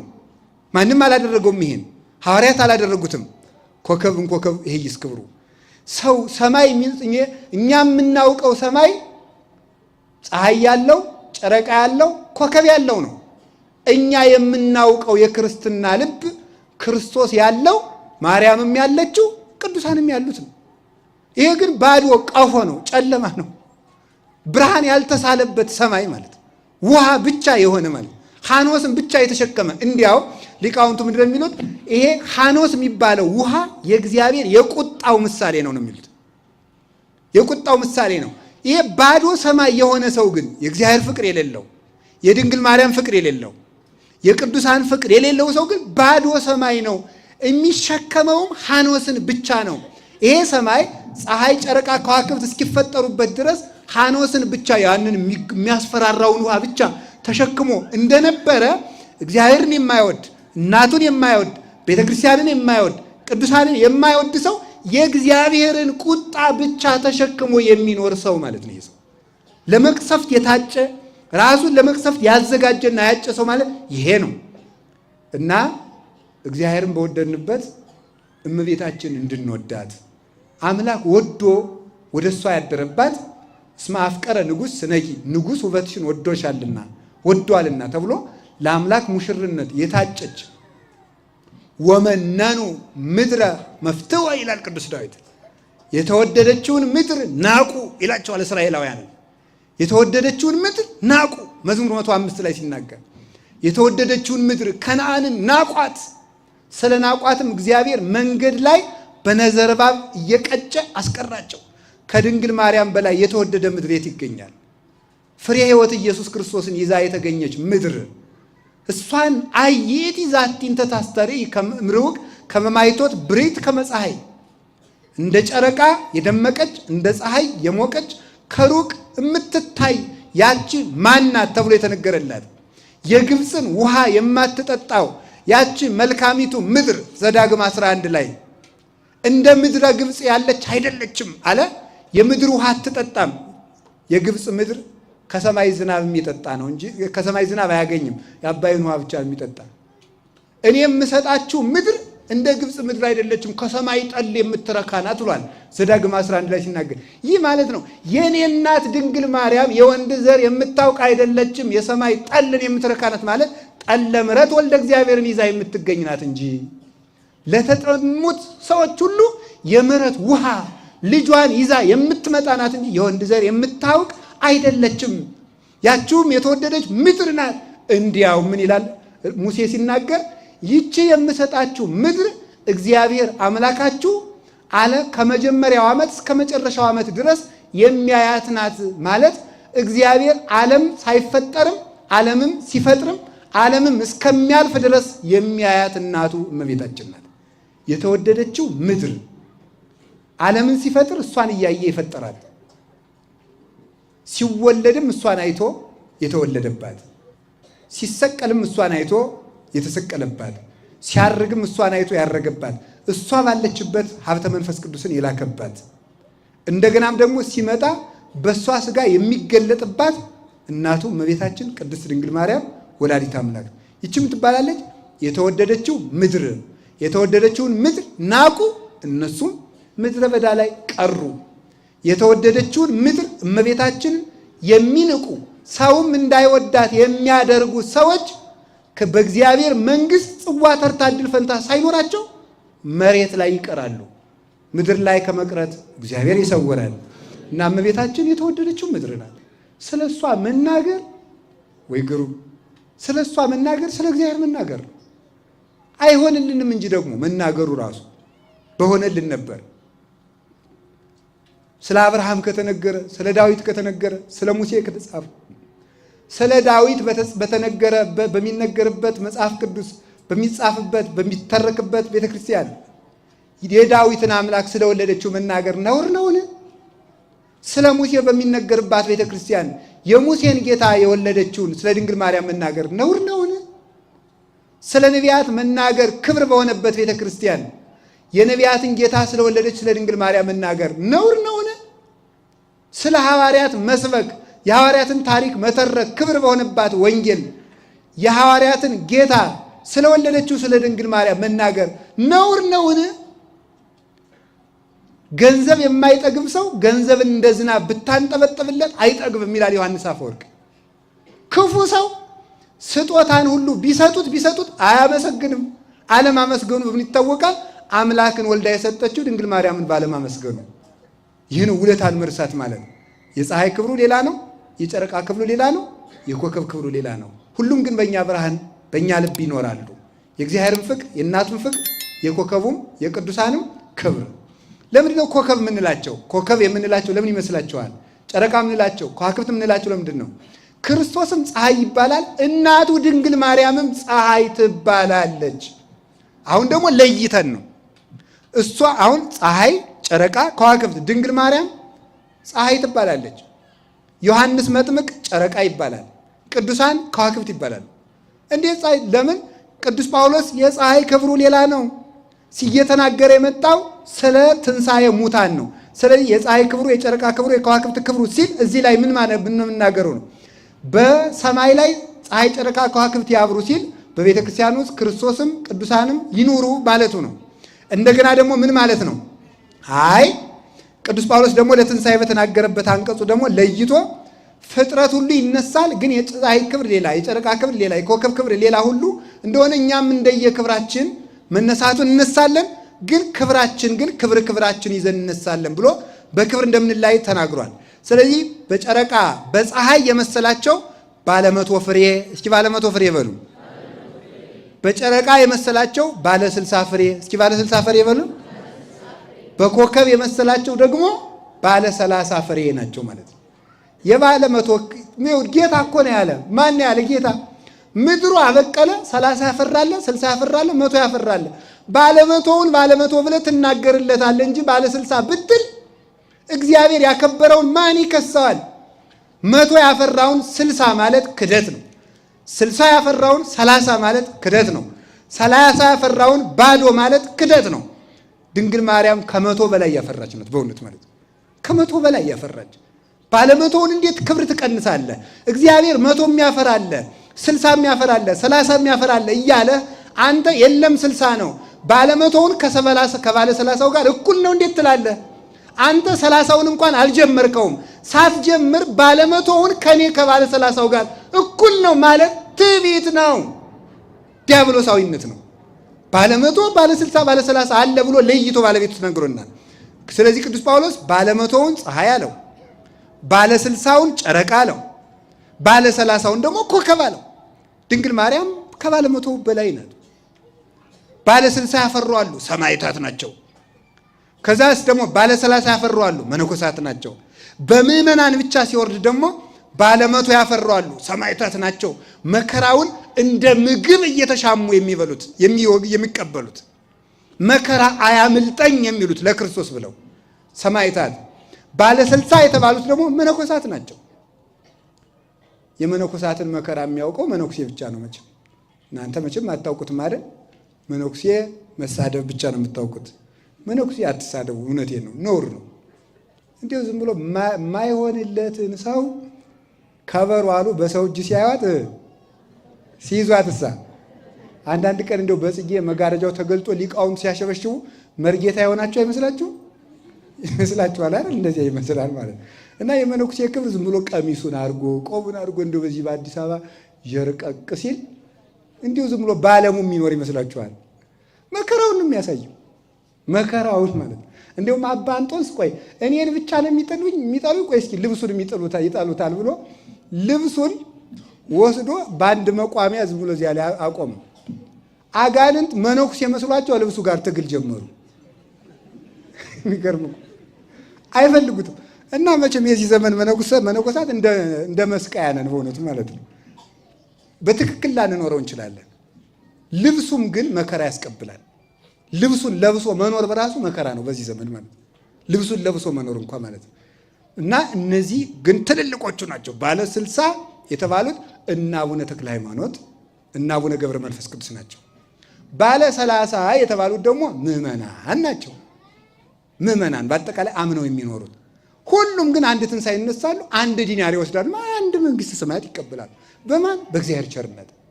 የእግዚአብሔር ቸርነት ሁሉንም መንግሥተ ሰማያት ያስገባል ተብሏል እንጂ ባለ 60ውን ባለ 100 ያስብላል አልተባለም። ባለ 100ውንም ወደ 30 ዝቅ አያደርግም። ይሄን ነው የፀሐይ ክብሩ፣ የጨረቃ ክብሩ፣ የከዋክብት ክብሩ ሌላ ነው ተብሎ የተናገረ። ከቃሉ ጋር ናችሁ? እግዚአብሔር ከሁላችን ጋር ይሁን። ለምንድን ነው ፀሐይ፣ ጨረቃ፣ ከዋክብት የምንላቸው ስንበሉ ቅዱሳን ለምንድን ነው በብርሃን የምንመስላቸው ሲባል አንደኛ ፀሐይ፣ ጨረቃ፣ ከዋክብት የተፈጠሩ እሁድ ጨለማ ከተፈጠረ በኋላ ነው። ቅዱሳንም ብርሃናቸውን የሚያገኙት ከመከራ በኋላ ነው። ሳይዘሩ በቀል ይሆናል አይደል? አሁን ድረስ እኮ ነው ተኝቶ ዝም ብሎ ኢየሱስ ተገለጠል የሚላል ተኝቶ ገደም አድርጎ ተኝቶ ነው። ይሄ ነው ጨለማ ሳይፈጠር የተፈጠረ ፀሐይ ማለት ነው። ማለት ጨለማ ገና ከእሁድ በፊት የተፈጠረ ማለት ሳይዘሩት የበቀለ ማለት ይሄ ነው። ይሄ እግዚአብሔር እኮ ሁሉንም ተመልከቱ። ጥቀ አብይ ግብርከ እግዚኦ ሁሉ በጥበብ ገበርከ ይላል ቅዱስ ዳዊት። አቤቱ ስራ ሁሉ ድንቅ ነው፣ ሁሉንም በጥበብ አደረግከው ይላል። ሁሉንም በጥበብ ለምንድን ነው እግዚአብሔር መጀመሪያ ጨለማን የፈጠረ? ከክብር በፊት መከራ ይቀድማል ማለት ነው። እስኪ በሉ ከክብር በፊት ምን ይቀድማል? መከራ ይቀድማል። ጌታችን ኢየሱስ ክርስቶስ ደብረ ታቦር ላይ ብርሃነ መለኮቱን ከገለጠ በኋላ ከተራራው ሲወርዱ ለደቀ መዛሙርቱ ምንድን ነው ያላቸው? ይሄንን ለማንም እንዳትናገሩ። ሊቃውንቱ ይሄን ምን ብለው ይተረጉሙታል? መከራን ወደ ኋላ አስቀምጦ ክብርን ማስነገር ትክክል አይደለምና ይላሉ። ለምን? ገና ሊሞት ስለሆነ ማለት ነው። እስከ ዓመት ይፈጸም በጊዜው ማለት ተነስቼ ክብሬ ሲገለጥ ትናገሩታላችሁ። እኛ እዚህ ልንቸነክረው እያለ አምላክ ነኝ እያለ እዚህ ይዘብታል እንዳይሉ አይሁድ ማለት ነው። ያ ከመከራ በፊት ክብር አይነገርም። ስለዚህ ፊት መከራ ይቀድማል፣ ኋላ ብርሃን ይመጣል።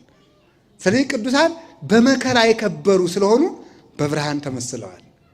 ብርሃን ክርስቶስ ኢየሱስ ክርስቶስ ያደረባቸው ናቸው። ብርሃኑ የጨረቃም የፀሐይም የከዋክብትም ብርሃኑ ከእግዚአብሔር የተገኘ ነው። የድንግል ማርያምን የቅዱሳንም የቤተ ክርስቲያንም ክብር ከእግዚአብሔር የተገኘ ነው። ክብር የሰጠ እሱ ነው። እሱ ያከበረውን ደግሞ እናከብራለን።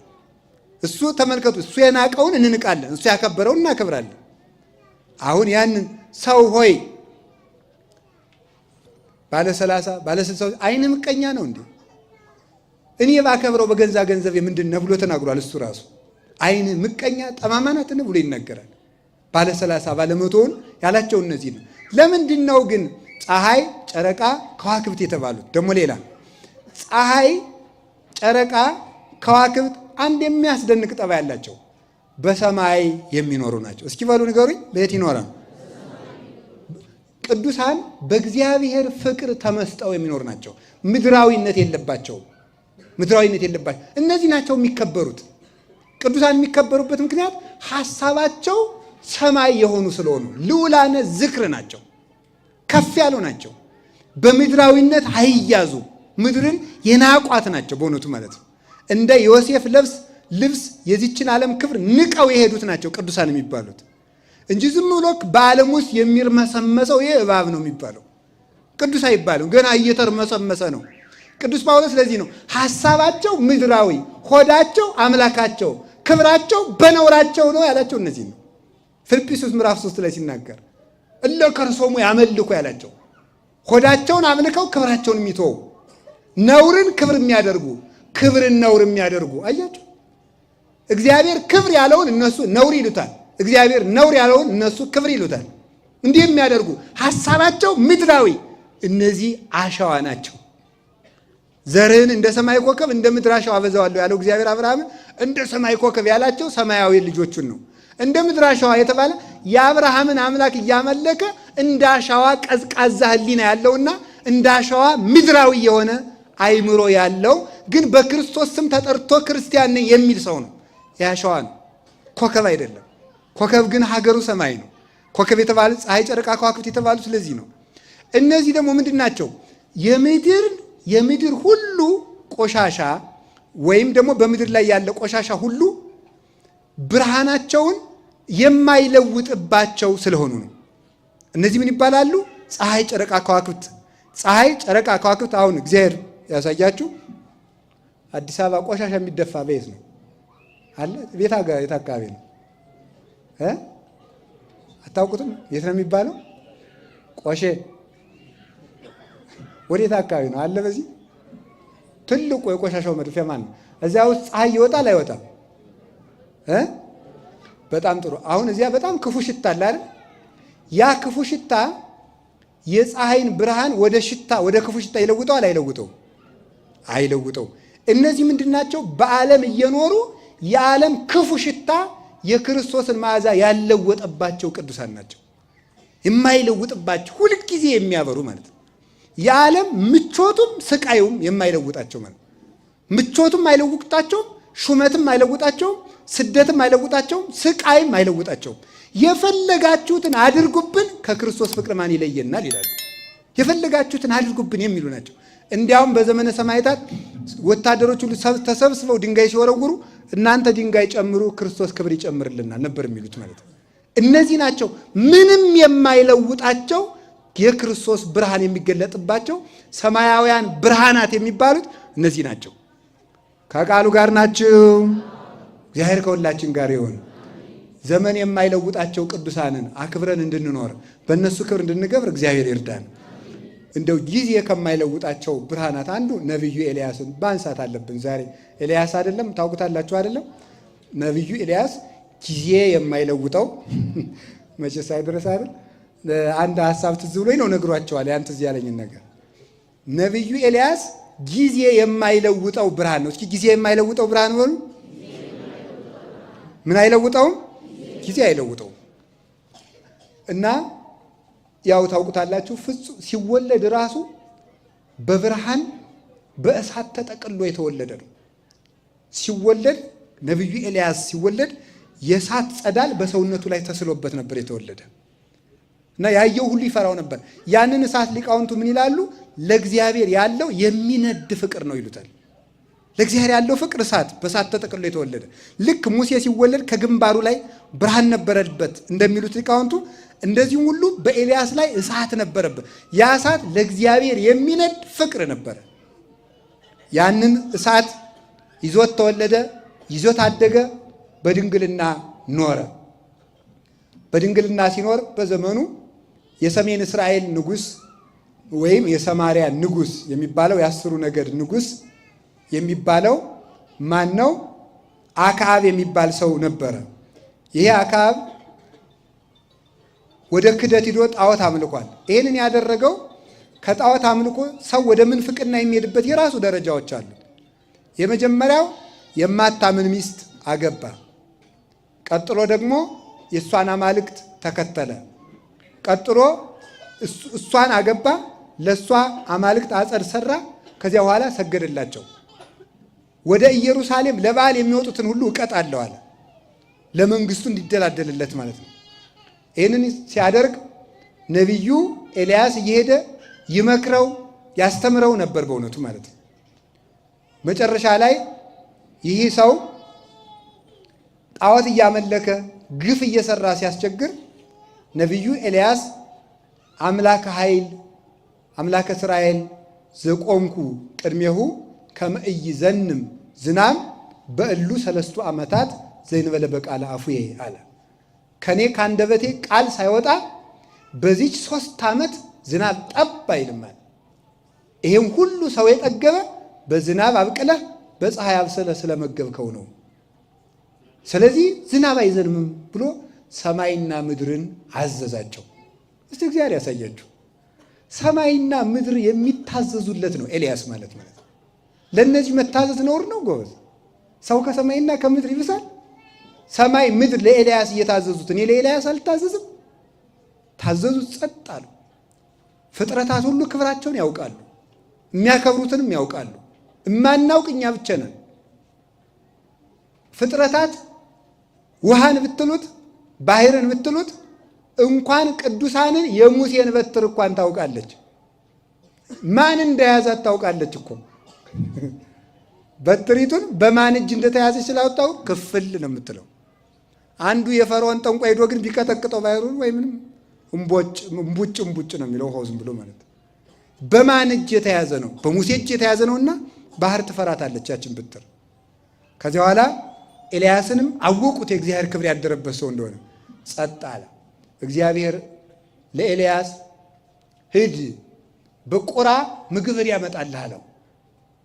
ቁራ ምግብን ስለሚያመጣልህ ሂድና በኮራት አካባቢ በፈፋው ስር በዛፉ ስር ተቀመጣለሁ።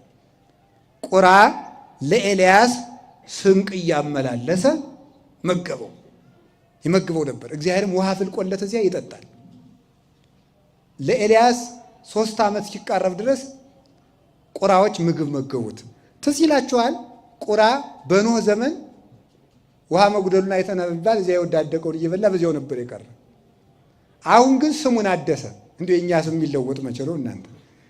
አሁን ስንቅ አቀባይ ሆነ። በእውነቱ የሚደንቅ እኮ ቁራ ሲለወጥ ሰው አይለወጥም። ግን እንደ ትናንት ነው ዝም ብሎ ጉጭ እንዳለ ማለት ነው። ሀኖሩት ይገኛል ዝም ብሎ ማለት ነው። ቁራ እኛም ቀማኛ የነበርነውን ስንቅ አቀባይ ለመሆን ያውቃል። ሊቃውንቱ ግን ምንድነው የሚተረጉሙት? መቼስ መጽሐፍ ቅዱስ እኮ ለነፍሳችን ጥጋብ የተጻፈ የእግዚአብሔር ምግብ እኮ ነው። እና ቁራ ኤልያስ የእግዚአብሔር ምሳሌ ሲሆን በቁራፍ መመገቡ በቁራፍ የመጣውን ኤልያስ ሳይጸየፍ መመገቡ እግዚአብሔር የኃጢአተኞችን ጸሎትና መስዋዕት ሳይንቅ የመቀበሉ ምሳሌ ነው። እንዲህ አድርጎ ኤልያስ እየተመገበ ኖረ። ኋላ እግዚአብሔር ዝም ብሎ ቢያይ ኤልያስም ዝም አዝንም አለ። እግዚአብሔር ደግሞ ለፍጥረቱ ያዝናል። ይችን ምግብ ካላስቀረዋት ኤልያስ አዝንም አይልም ብሎ ምግቧን አስቀረ እግዚአብሔር። ኤልያስ ቋንም ይፌይቶ ለቋ በቁራም የቁራ ወንበዴ ያለበት እንዴ ያለ ዘወር እያለ የለም። ዋይቱን ምዶ ቢያዝ የለም። 3 ጊዜ እየተመላለስ ቢያይ የለም። ቢያይ ዝም። ኤልያስ ዝም ቁጭ። ምግብ አምጣይን እግዚአብሔር የማይለወጥ ብርሃን ማለት እኮ ይሄ ነው። እንዴት ምግቤን ታስቀርብኛል አትሉ እናንተ ብትሆኑ? አንተን ብዬ ወጥቼ እንዴት ምግብ ወዴት አጣ? በጸሎቴ ነው ይህን ዝናብ እሺ ሰማይ የለጎመ ጸሎት እንዴት ምሳ ያሳጣኛል ብሎ አለማጉረምረሙ ይደንቅ። ቁጭ ረሃቡን ታግሶ በረሃብ ሊሞት አይደል? ትዕግስቱም ድንቅ ነው ብሎ እግዚአብሔር መጣ። ኤልያስ ሁር ውስተ ሀገረ ሰራፕታ ወበህየ ተሴሰየከ ሀቲ መበለት፣ ወደ ሰራፕታ ሂድ፣ በዚያች አንዲት ድሃ ሴት አዘጋጅቼልሃለሁ፣ እሷ ትመግብሃለች አለው። ሲሄድ ወረከባ እንዘ ተአጥብ ዕፀወ ይላል፣ ጭራሮ ስትለቅም አገኛል። አንቺ ሴት እንደምን ዋልሽ? እባክሽ ውሃ ስጭኝ አላት። በኤልያስ ጊዜ ውሃ አለችው። እሱ ነውና ማለት ነው። ማን መስሎሻል አላለም። እባክሽን ውሃ አላት። እሺ አለችው። በዚያውም ውሃ የምጠጣበት ቁራሽ እንጀራ አምጪልኝ አላት። አይ እኔ ያለችኝ እፍኝ ሙሉ ዱቄት ናት፣ በማሰሮዬም ትንሽ ዘይት አለች፣ ያችንም እኔም ልጄም አንተም በልተናት እንሞታለን፣ ከዚህ በቀር ሌላ እንደሌለኝ እግዚአብሔር ያውቃል አለችው። ደግ ሴት ነበረች በእውነቱ ማለት ነው። እና እግዚአብሔር ያውቃል። እንግዲያስ ሂጂና ቶሎ ጋግሪው፣ ስትጋግሪ ግን ረሃብ ጸንቶብኛልና መጀመሪያ ለኔ አምጪልኝ፣ ለአንቺና ለልጆችሽ ኋላ ትጋግሪያለሽ አላት። አሁን ሊቃውንቱ ምን ይላሉ? ኤልያስን ያህል ጀግና ቁራ ቢቀር ውሃ ቢደርቅ ዝም ያለ ጀግና እርቦት ለምግብ ሳስቶ ሳይሆን መጀመሪያ ከምትበሉት ሁሉ ለቤተ ክርስቲያን ስጡ ሲል ነው ይላሉ ሊቃውንቱ ማለት ነው እንጂ ኤልያስ ለምግብ ተጨንቆለት አይደለም። በእውነቱ አለመጨነቁ ነው። አላሳያችኋለሁ። መልአክ እየገለገለው ሁሉ አልበላም ብሎ እየተኛ ማለት ነው። ቢደረግ ቢሰራ እምቢ ብሎ ነበረ። ስለዚህ ነቢዩ ኤልያስ መጀመሪያ ለቤተ ክርስቲያን፣ መጀመሪያ ለምን በሉ ንገሩ እንጂ እናንተ ግን መጀመሪያ ማንም ይበላል እና መጀመሪያ ስለምትበሉ መከራም ሲመጣ መጀመሪያ የሚደርስባችሁ በዚህ ነው። እና መጀመሪያ አትብሉ፣ የመጀመሪያውን ለእግዚአብሔር ስጡ፣ ቅድሚያ ለቤተ ክርስቲያን ስጡ ለማለት ነው። ያንን አደረገ። እዚያ ገባ። ያላትን ስላቀበለች ስለሰጠችው ቤት ሁሉ በረከተላት።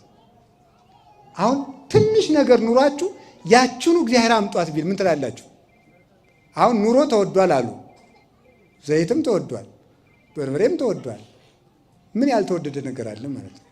እኔ የገረመኝ እኔ አላውቅም ነበርና ሻይ 10 ብር ገብቷል ተብሎ ሰምቼ በጣም ግርም ምን ያለኝ ገዳሙ ስለሚያበላኝ ነው እንጂ ስለማልበላ አይደለም ማላውቀው። ግን ሀሳብ የለኝም ለካ ብዬ በጣም ገረመኝ። ሻይ 10 ብር እኔ ድሮ 30 ሳንቲም ሳለ ነው የማውቀው። ያም ተወዶ በ10 ሳንቲም 10 ዳቦ የሚሸጥበት ጊዜ ምን ያውቃለሁ በእውነቱ ማለት ነው። እንዴት እንደዚህ ይሆናል? በጣም ይገርማል። ግን አሁን እንደዚህ በዚህ ዘመን 2000 ብር ደመወዝ ኑሯችሁ አስራት አውጡ ብትባሉ ምን ትላላችሁ? ኑሮ ባይወደድ እሺ፣ ግን በዚህ ሰዓት እንዴት ላወጣ እችላለሁ ነው የምትሏል።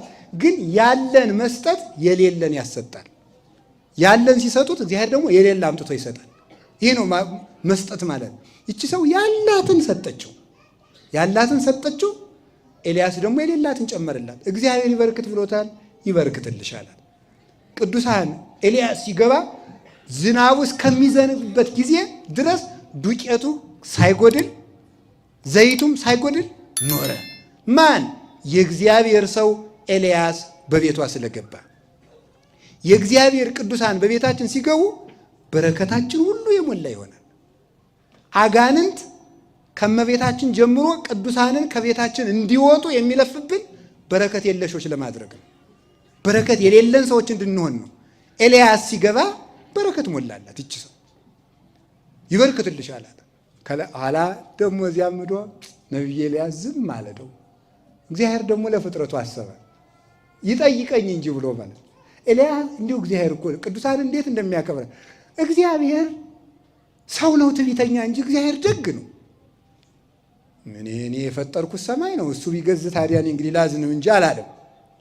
እሱ ለእኔ ብሎ ይሄን ያህል መከራ እየተቀበለ እኔም ከሱ ቃል ሳላገኝ አላዘንም ብሎ እግዚአብሔር አላዘን ብሎ እግዚአብሔር የኤልያስን ቃል አክብሮ ኖረ። እግዚአብሔር ያከበረውን ቃል ሰው አያከብርም፣ አከበረው። ኋላ ልጇን አስታቅፈው ውሃ ሄደች። እንደታቀፈችው ሞተ ያ ሕፃን። አንደኛ ነቢየ እግዚአብሔር ነኝ እያለ የሰው ልጅ ታቅፎ ሲሞት ጸሎቱ ምንም የማይጠቅም ሊሆን፣ ሁለተኛ ደግሞ ልጁ እሷ ሳትኖር የሞተ ነውና ገሎብኝ ነው ብትልስ? ኤልያስ በዚህ ጭንቀት ውስጥ ዋለ። እንግዲህ ያ ነፍሰ ገዳይ መጣ እባላለሁ እንጂ ማን ነቢየ እግዚአብሔር ይለኛል ብሎ ነቢዩ ኤልያስ ታቅፎ ከሰገነት ላይ አውጥቶ 7 ጊዜ እየወደቀ እየተነሳ ጸለየለት። ሕፃኑ ተንቀሳቀሰ። በጸሎቱ ሲንቀሳቀስ ያ የሞተው ሕፃን ተነሳ። ኤልያስ የወደቀው የተነሳው አበው በትውፊት እንደሚተረጉሙት 7 ጊዜ ነው። ይሄ ሙታን ወደ ቤተ ክርስቲያን ሲሄዱ በ7 ምዕራፍ የሚደረግ ለሙታን የሚደረገው ፍትሐት ነው። ሕይወት ያገኙበታል ማለት ነው። ሕይወት ያገኙበታል። ሰውየው ቢሞት ቤተ ክርስቲያን አትሞትምና እግዚአብሔር ደግሞ የሕያዋን አምላክ ስለሆነ በክርስቶስ አምኖ የሞተ ሰው ሙት አይደለም። ሙታን አንዳች አያውቁም ተብሎ የተጻፈ በምግባር የሞቱ በሃይማኖት የተቀበሩ የአጋንንት ልጆች ናቸው። የክርስቶስ ሰዎች ግን ሙታን አይደሉም። አስነሳው። ያ ያስነሳው ዮናስ ነው። የኤልያስ ጸሎት ሙት ይቀሰቅሳል። የቅዱሳን ጸሎታቸው ለሙታንም እንኳ ቢሆን ሕይወት ያሰጣል፣ ግዳጅን ይፈጽማል። ልጇ ተነሳላት። ከተነሳላት በኋላ ምን አደረገ? ነቢዩ ኤልያስ እግዚአብሔር ሂድና ለአክዓብ ተገለጥለት፣ ዝናብ ላዘንብነኝ አለው። ሄደ።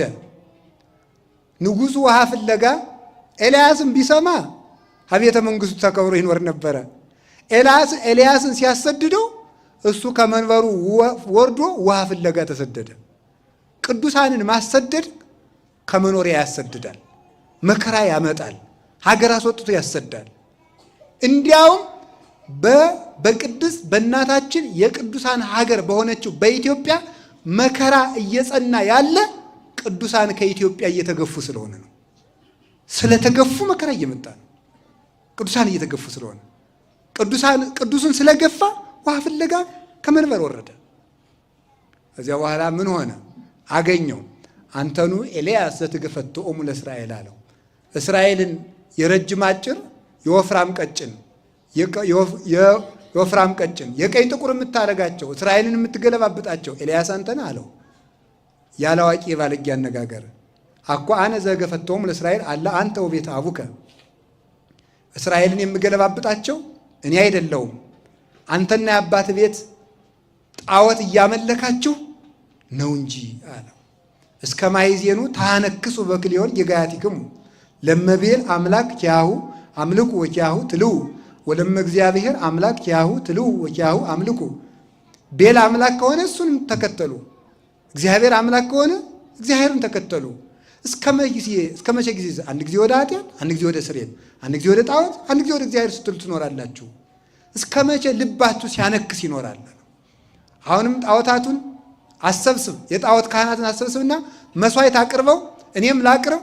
መስዋዕቱን እግዚአብሔር የተቀበለለት ሰው አምላኩን እንከተላለን አለው። 450 የጣዖት ካህናት ተሰበሰቡ። ማለዳ መስዋዕታቸውን አቀረቡ። መስዋዕታቸውን አቅርበው ቢጸልዩ ጣዖቱ አልሰማም አለ። ቢጸልዩ አይሰማም። ቢደረግ ቢሰራ ኋላ እንዲያው እስኪ እናንተ ደማችን ጭምር እንሰዋለት ብለው ደማቸውን እያፈሰሱ ቢሰውለት አልሰማን። ወሀዘ ይሳለቅ ቦሙ ኤልያስ ቴስበያዊ ይላል። ኤልያስ ይሳለቅባቸው ጀመር። የእናንተ አምላክ ወሬ ይወዳል፣ መንደርዶ ይሆናል፣ ሂዳችሁ ጥሩት። የእናንተ አምላክ እንቅልፋም ነው፣ ተኝቶ ይሆናል፣ ቀስቅሱት። የእናንተ አምላክ እንጂ ደንቆሮ ነው፣ ጮኻችሁ ጥሩት እያለ ተሳለቅባቸው። 6 ሰዓት ሲሆን ወግዱ ልቀቁ፣ እንግዲህ የኔ ተራ ደርሷል። 12 ቻል ውሃ 12 መረባረብ ድንጋዮችን ጎለተ፣ እንጨቱን ረበረበ፣ ጸፈጸፈ። እዚያ ላይ ስጋውን አርዶ አወራርዶ አስቀመጠ። 12 ቻል ውሃ ድግሙ ሰልሱ እያለ በላዩ ላይ አፈሰሰበት። ከዚያ በኋላ አምላከ እስራኤል ቅዱስ እግዚአብሔር እኔ ከብርበት እገንበት ብዬ አይደለም፣ አምልኮት ተዘነጋ፣ እስራኤል ተጨልጠው ተገኝተው ወደ ጣዖት ሄዱ ብዬ ነው፣ ክብርህን ግለጥ ብሎ ጸለየ። ሲጸልይ እሳት ከሰማይ ወርዶ ስጋውን በልቶ እንጨቱን በልቶ ደንጊያውን በልቶ ከምድር ስንዝር በላለት ይላል። ከዚያ በኋላ የእግዚአብሔር እውነቱ የጣዖት ሐሰቱ ተገለጠና እነዚያንም አስፈጃቸው። ቀርሜሎስ ወስዶ ከወንዙ ዳር ፈጃቸው። ራሱን የቻለ ምስጢር አለው። 12ቱ ድንጋዮች 12ቱ ሐዋርያት ናቸው። በዚያ ላይ የፈሰሰው ውሃ ጥምቀት በሐዋርያት ስልጣንና ክህነት በሐዋርያት ትምህርትና ስርዓት የምትፈጸም ስለሆነች ነው። እሳት በእኛ ላይ የሚያድረው የመንፈስ ቅዱስ ምሳሌ ነው። ስጋው የሚጠመቁ የምእመናን ምሳሌ ነው። በዚያ ላይ የወረደው እሳት መንፈስ ቅዱስ ነው። ኤልያስ እሳት እንዳወረደ ቅዱሳን መንፈስ ቅዱስ እንዲወርድ ይጸልያሉ። መንፈስ ቅዱስን በመካከላችን ይሆናሉ እንጂ መንፈሰ እግዚአብሔርን የሚያረቁ ጣዖታት አይደሉም። በአክዓብ ላይ ያደረው ነው እንጂ የጣዖት መንፈስ በኤልያስ ላይ ያደረው የጣዖት መንፈስ አይደለም። በኤልያስ ላይ ያደረው የጣዖት መንፈስ አይደለም፣ የእግዚአብሔር መንፈስ ነው። ኤልያስ የመንደር እሳት አያመጣም። ኤልያስ የሚያወርደው የሰማይ እሳት ነው። በዚህ ዓለም ያሉ ሐሰተኛ ነቢያት የመንደር እሳት የሚጭሩ ናቸው። እንደ ኤልያስ ያሉ ቅዱሳን ግን የሰማይ እሳት ያወርዳሉ፣ አምልኮተ እግዚአብሔርን ይመሰክራሉ። ኤልያስ በጸሎቱ እሳት አውርዶ የእግዚአብሔርን አምልኮት እንደመሰከረ ሁሉ ቅዱሳን የእግዚአብሔርን ክብር የሚመሰክሩ ናቸው እንጂ የእግዚአብሔርን ክብር የሚጋርዱ አይደሉም። ኤልያስ እንዲህ ካለ በኋላ ኤልዛቤል ቢነዳድ የነደደው ሰው እውቀት የሌለው ሰው ዱላ ነው የሚቀድመው። በክርክር የተጠቃ ሰው ዛሬ ምንድን የሚያደርገው? ዱላ። መናፍቃን ሲሻቸው ቤተክርስቲያን ሲሻቸው መሳደብ፣ መከራከር ሲያቅታቸው በዱላ ነው። የታወቀ ነው እንግዲህ ማለት ነው። አዛ ሲያቅቱት ወማኩ አንተ ኤልያስ ወማኩ አለ ኤልዛቤል። ኤልያስ በዚች ምድር ወይ አንተ ኑረህባት ወይ እኔ ኑሬባት። ቀድሞ ስደት፣ ረሃብ፣ መከራ በዚህ ሁሉ አልተለወጠም። አሁን ደግሞ ጸልዮ ሰማይንም ለጉሞ ይህን ሁሉ አድርጎ አምልኮተ እግዚአብሔርን አስመስክሮ ከዚህ በኋላ ደግሞ መከራ መጣበት። በዚህም አልተለወጠም። ኋላ ምን አደረገ? ሸሽቶ ሄደ። ከክትክታ ዛፍ ስር ተኛ። ተኝቶ ሳለ ፈጣሪ እኔ ከአባቶች አልበልጥም ግደለኝ አለው። ይህንን ቴዎዶሲዮስ የሚባል የቤተ ክርስቲያን ሊቅ ሲተረጎም ምን ይላል? ከአባቶች አልበልጥም ግደለኝ ማለው እባክህ የአባቶችን የሰማዕትነት ክብር አትቀማኝ ማለቱ ነው። እኔም በሰማዕትነት እንድሞት ፍቀድልኝ ማለቱ ነው እንጂ ኤልያስ ፈርቶ አይደለም ይላል መጽሐፍ ቅዱስ ላይ። ፈርቶ የተባለለት ሲተረጎም ይህ ነው። ከአባቶች ክብሬን እምወደው አይደለም። ኤልያስ ፈራ። ኤልያስ ከኤልዛቤል ሰደድ ፈራ ማለት ሰማዕትነት ይቀርብኝ ይሆን ብሎ ነው የፈራው እንጂ መከራውን አይደለም የፈራው። በዚህች ሀገር ኑሬባታለሁ የአባቶችን የሰማዕታቱን የሌሎችን የነቢያት የአቤልን የደም የሰማዕትነት ክብር አትቀማኝ አትንሳይ ብሎ ጸለየ ማለት ነው ይላሉ አባቶች። አልበልጥማን ተኛ። ሐዘን እንቅልፍ ያመጣል። ተኝቶ ሳለ ከክትክታ ዛፍ ስር ነው መልአኩ ቀሰቀሰው። ኤልያስ አለው። ቀና ሲል እንጀራ በመሶበ ወርቅ የሚጠጣ ነገር ደግሞ ውሃ ማለት ነው በማሰሮ አገኘ። በላ። ረሃቡን ፈጭ ትንሽ ቀምሶ ተኛ። ኤልያስ ብሎ ያው ቅድም ሳስቶ አይደለም አላልኳችሁ? መልአኩ ደግሞ ቀሰቀሰና ብላ ኤልያስ አለው። ቀምሶ ተኛ። ሶስተኛ ተንስ ወብላ እስመ ርሁቅ ፍኖትከ ዘተሐውር፣ የምትሄድበት ሀገር ሩቅ ስለሆነ ተነስና ተንስ ወብላ እስከምትጠግብ ድረስ ብላ አለው። ኤልያስ እስከሚጠግብ ድረስ በልቶ በመከራ ሳይለወጥ፣ በስደት ሳይለወጥ፣ በነገስታት ማስፈራሪያ ሳይለወጥ፣ በረሃብ ያልተለወጠው ኤልያስ፣ በመከራ ያልተለወጠው ኤልያስ ሞት ሳይለውጠው በእሳት ሰረገላ ተነጠቀ። በሃይማኖቱን በመከራ ያለወጠ እግዚአብሔር ደግሞ ክብሩን ሳይለውጥበት የማይለወጥ ክብር ይሰጠዋል። የቅዱሳን አምላክ ሁላችንን የሚያክብራል። ምን ይመስላችኋል? ያ መሀል ላይ ክትክታይቱ ቤተ ክርስቲያን ናት። ኤልያስ የተኛባት ክትክታ ማለት ሁላችን የምንጠጋባት ቤተ ክርስቲያን ናት። ከትራሳችን ያለችው መሶበ ወርቅ እመቤታችን ናት። ወርቁ ንጽሕናዋ ነው። ከውስጡ ያለው ኤልያስ የተኛ ከትራሱ መሶበ ወርቅ ነበረ። ነቢያት የሞቱት መሶበ ወርቅ ድንግል ማርያምን እያዩ ነበረ። ከዚያ ውስጥ ህብስተ ሕይወት ክርስቶስን ተስፋ አድርገው ነበር የሞቱት። እዚያ ላይ ያንን ተመገበ ማለት ምዕመናን ያንን ይመገባሉ። ህብስቱ ኢየሱስ ክርስቶስ ነው። ያንን በልቶ ኤልያስ በሳት ሰረገላ ተነጠቀ፣ አረገ ማለት ከመሶበ ወርቂቱ ከድንግል ማርያም የተገኘውን ስጋና ደም ተቀብለው ምዕመናን ሞት ሳይሽራቸው በክብር ተነስተው መንግስተ ሰማያት ይገባሉ ማለት ነው። ሁላችንም ለመንግስተ ሰማያት ያብቃል። በመለወጡ ኤልያስን እነ ቅዱስ ጊዮርጊስን ስንቱን ዘርዝረን በመከራ ያለወጡ እነ ቅዱስ መርቆሬዎስን ሌሎችንም ቅዱሳን መከራ ያለወጣቸው እና አቡነ ተክለ ሃይማኖትን እየተገረፉ የባህር ውስጥ የአሳ መመላለስ አሳ በአጥንት መመላለሱ እንኳን ያለወጣቸው እና አቡነ ገብረ መንፈስ ቅዱስን እነ ቅዱስ ክርስቶስ ስንቱን እነ ቅድስት አርሴማን እሳት ውስጥ ገብተው እሳት ሃይማኖታቸውን የማይለውጣቸው ብርሃናት ከዋክብት ናቸው። እነዚህን ከዋክብት ነው በቤተ ክርስቲያን የምናኖራቸው አክብረን። እግዚአብሔር ንዋያተ ቅዱሳቱ በመቅደስ ይቀመጡ። መቅደሱ ሙሴ በሰራው መቅደሱ የእግዚአብሔር መቅደስ ነው። ሙሴ የሰራቸው ንዋያተ ቅዱሳት ግን በመቅደስ ይኖራሉ። እግዚአብሔር በመሰረታት ቤተ ክርስቲያን ቅዱሳን ከብረው ይኖራሉ። ስናከብራቸው ግን ቀላቀላችሁ ለሚሉን ግን እንድታውቁት በሉ የፀሐይ ክብሩ ሌላ ነው በሉ እንጂ እሺ የከዋክብት ክብር። ስለዚህ ክርስቶስን ስናከብር ከድንግል ማርያም ጋር አልቀላቀልንም። ድንግል ማርያምን ስናከብር ከክርስቶስ ጋር አልቀላቀልንም። የእግዚአብሔርን ክብር ለድንግል ማርያም አልሰጠንም፣ ለቅዱሳንም አልሰጠንም። እናንተ ተቀላቅሎባችሁ እንደሆነ ይህንን እወቁ። የፀሐይ ክብሩ ሌላ ነው፣ የጨረቃ ክብሩ ሌላ ነው፣ የኮከብ ክብሩ ሌላ ነው። ለይተን እናውቃለን። በአንድ እናከብራቸዋለን፣ እንቀበላቸዋለን። ፈጣሪያችን በፈጣሪነት፣ እመቤታችን በፈጣሪናትነት፣ እሷን በፍጡርነት፣ ቅዱሳንን በፍጡርነት፣ ነገር ግን የክርስቶስ ብርሃን ያለባቸው የዓለም ብርሃን እንደሆኑ እናምናለን። እናንተ የዓለም ብርሃን ናችሁ ብሏቸዋልና። የፀሐይ ክብሩ ሌላ ነው፣ የጨረቃ ክብሩ ሌላ ነው፣ የኮከብ ክብሩ ሌላ ነው፣ የጣዖት ክብሩ ሌላ ነው፣ የታቦት ክብሩ ሌላ ነው። ለምን ትቀላቅላለህ? ታቦትን ጣዖት ለምን ትላለህ? የጣዖት ክብር ሌላው የጣዖት ክብር ሌላ ነው። በጣዖት አምላኪዎች ሂደህ ጠይቀው። በነ ዳጎን መንደር አሽዶድ ሂድና አዛጦን ሂድና ጠይቀው። እዚያ የጣዖቱን ክብር ሂድና እዚያ ይኸው።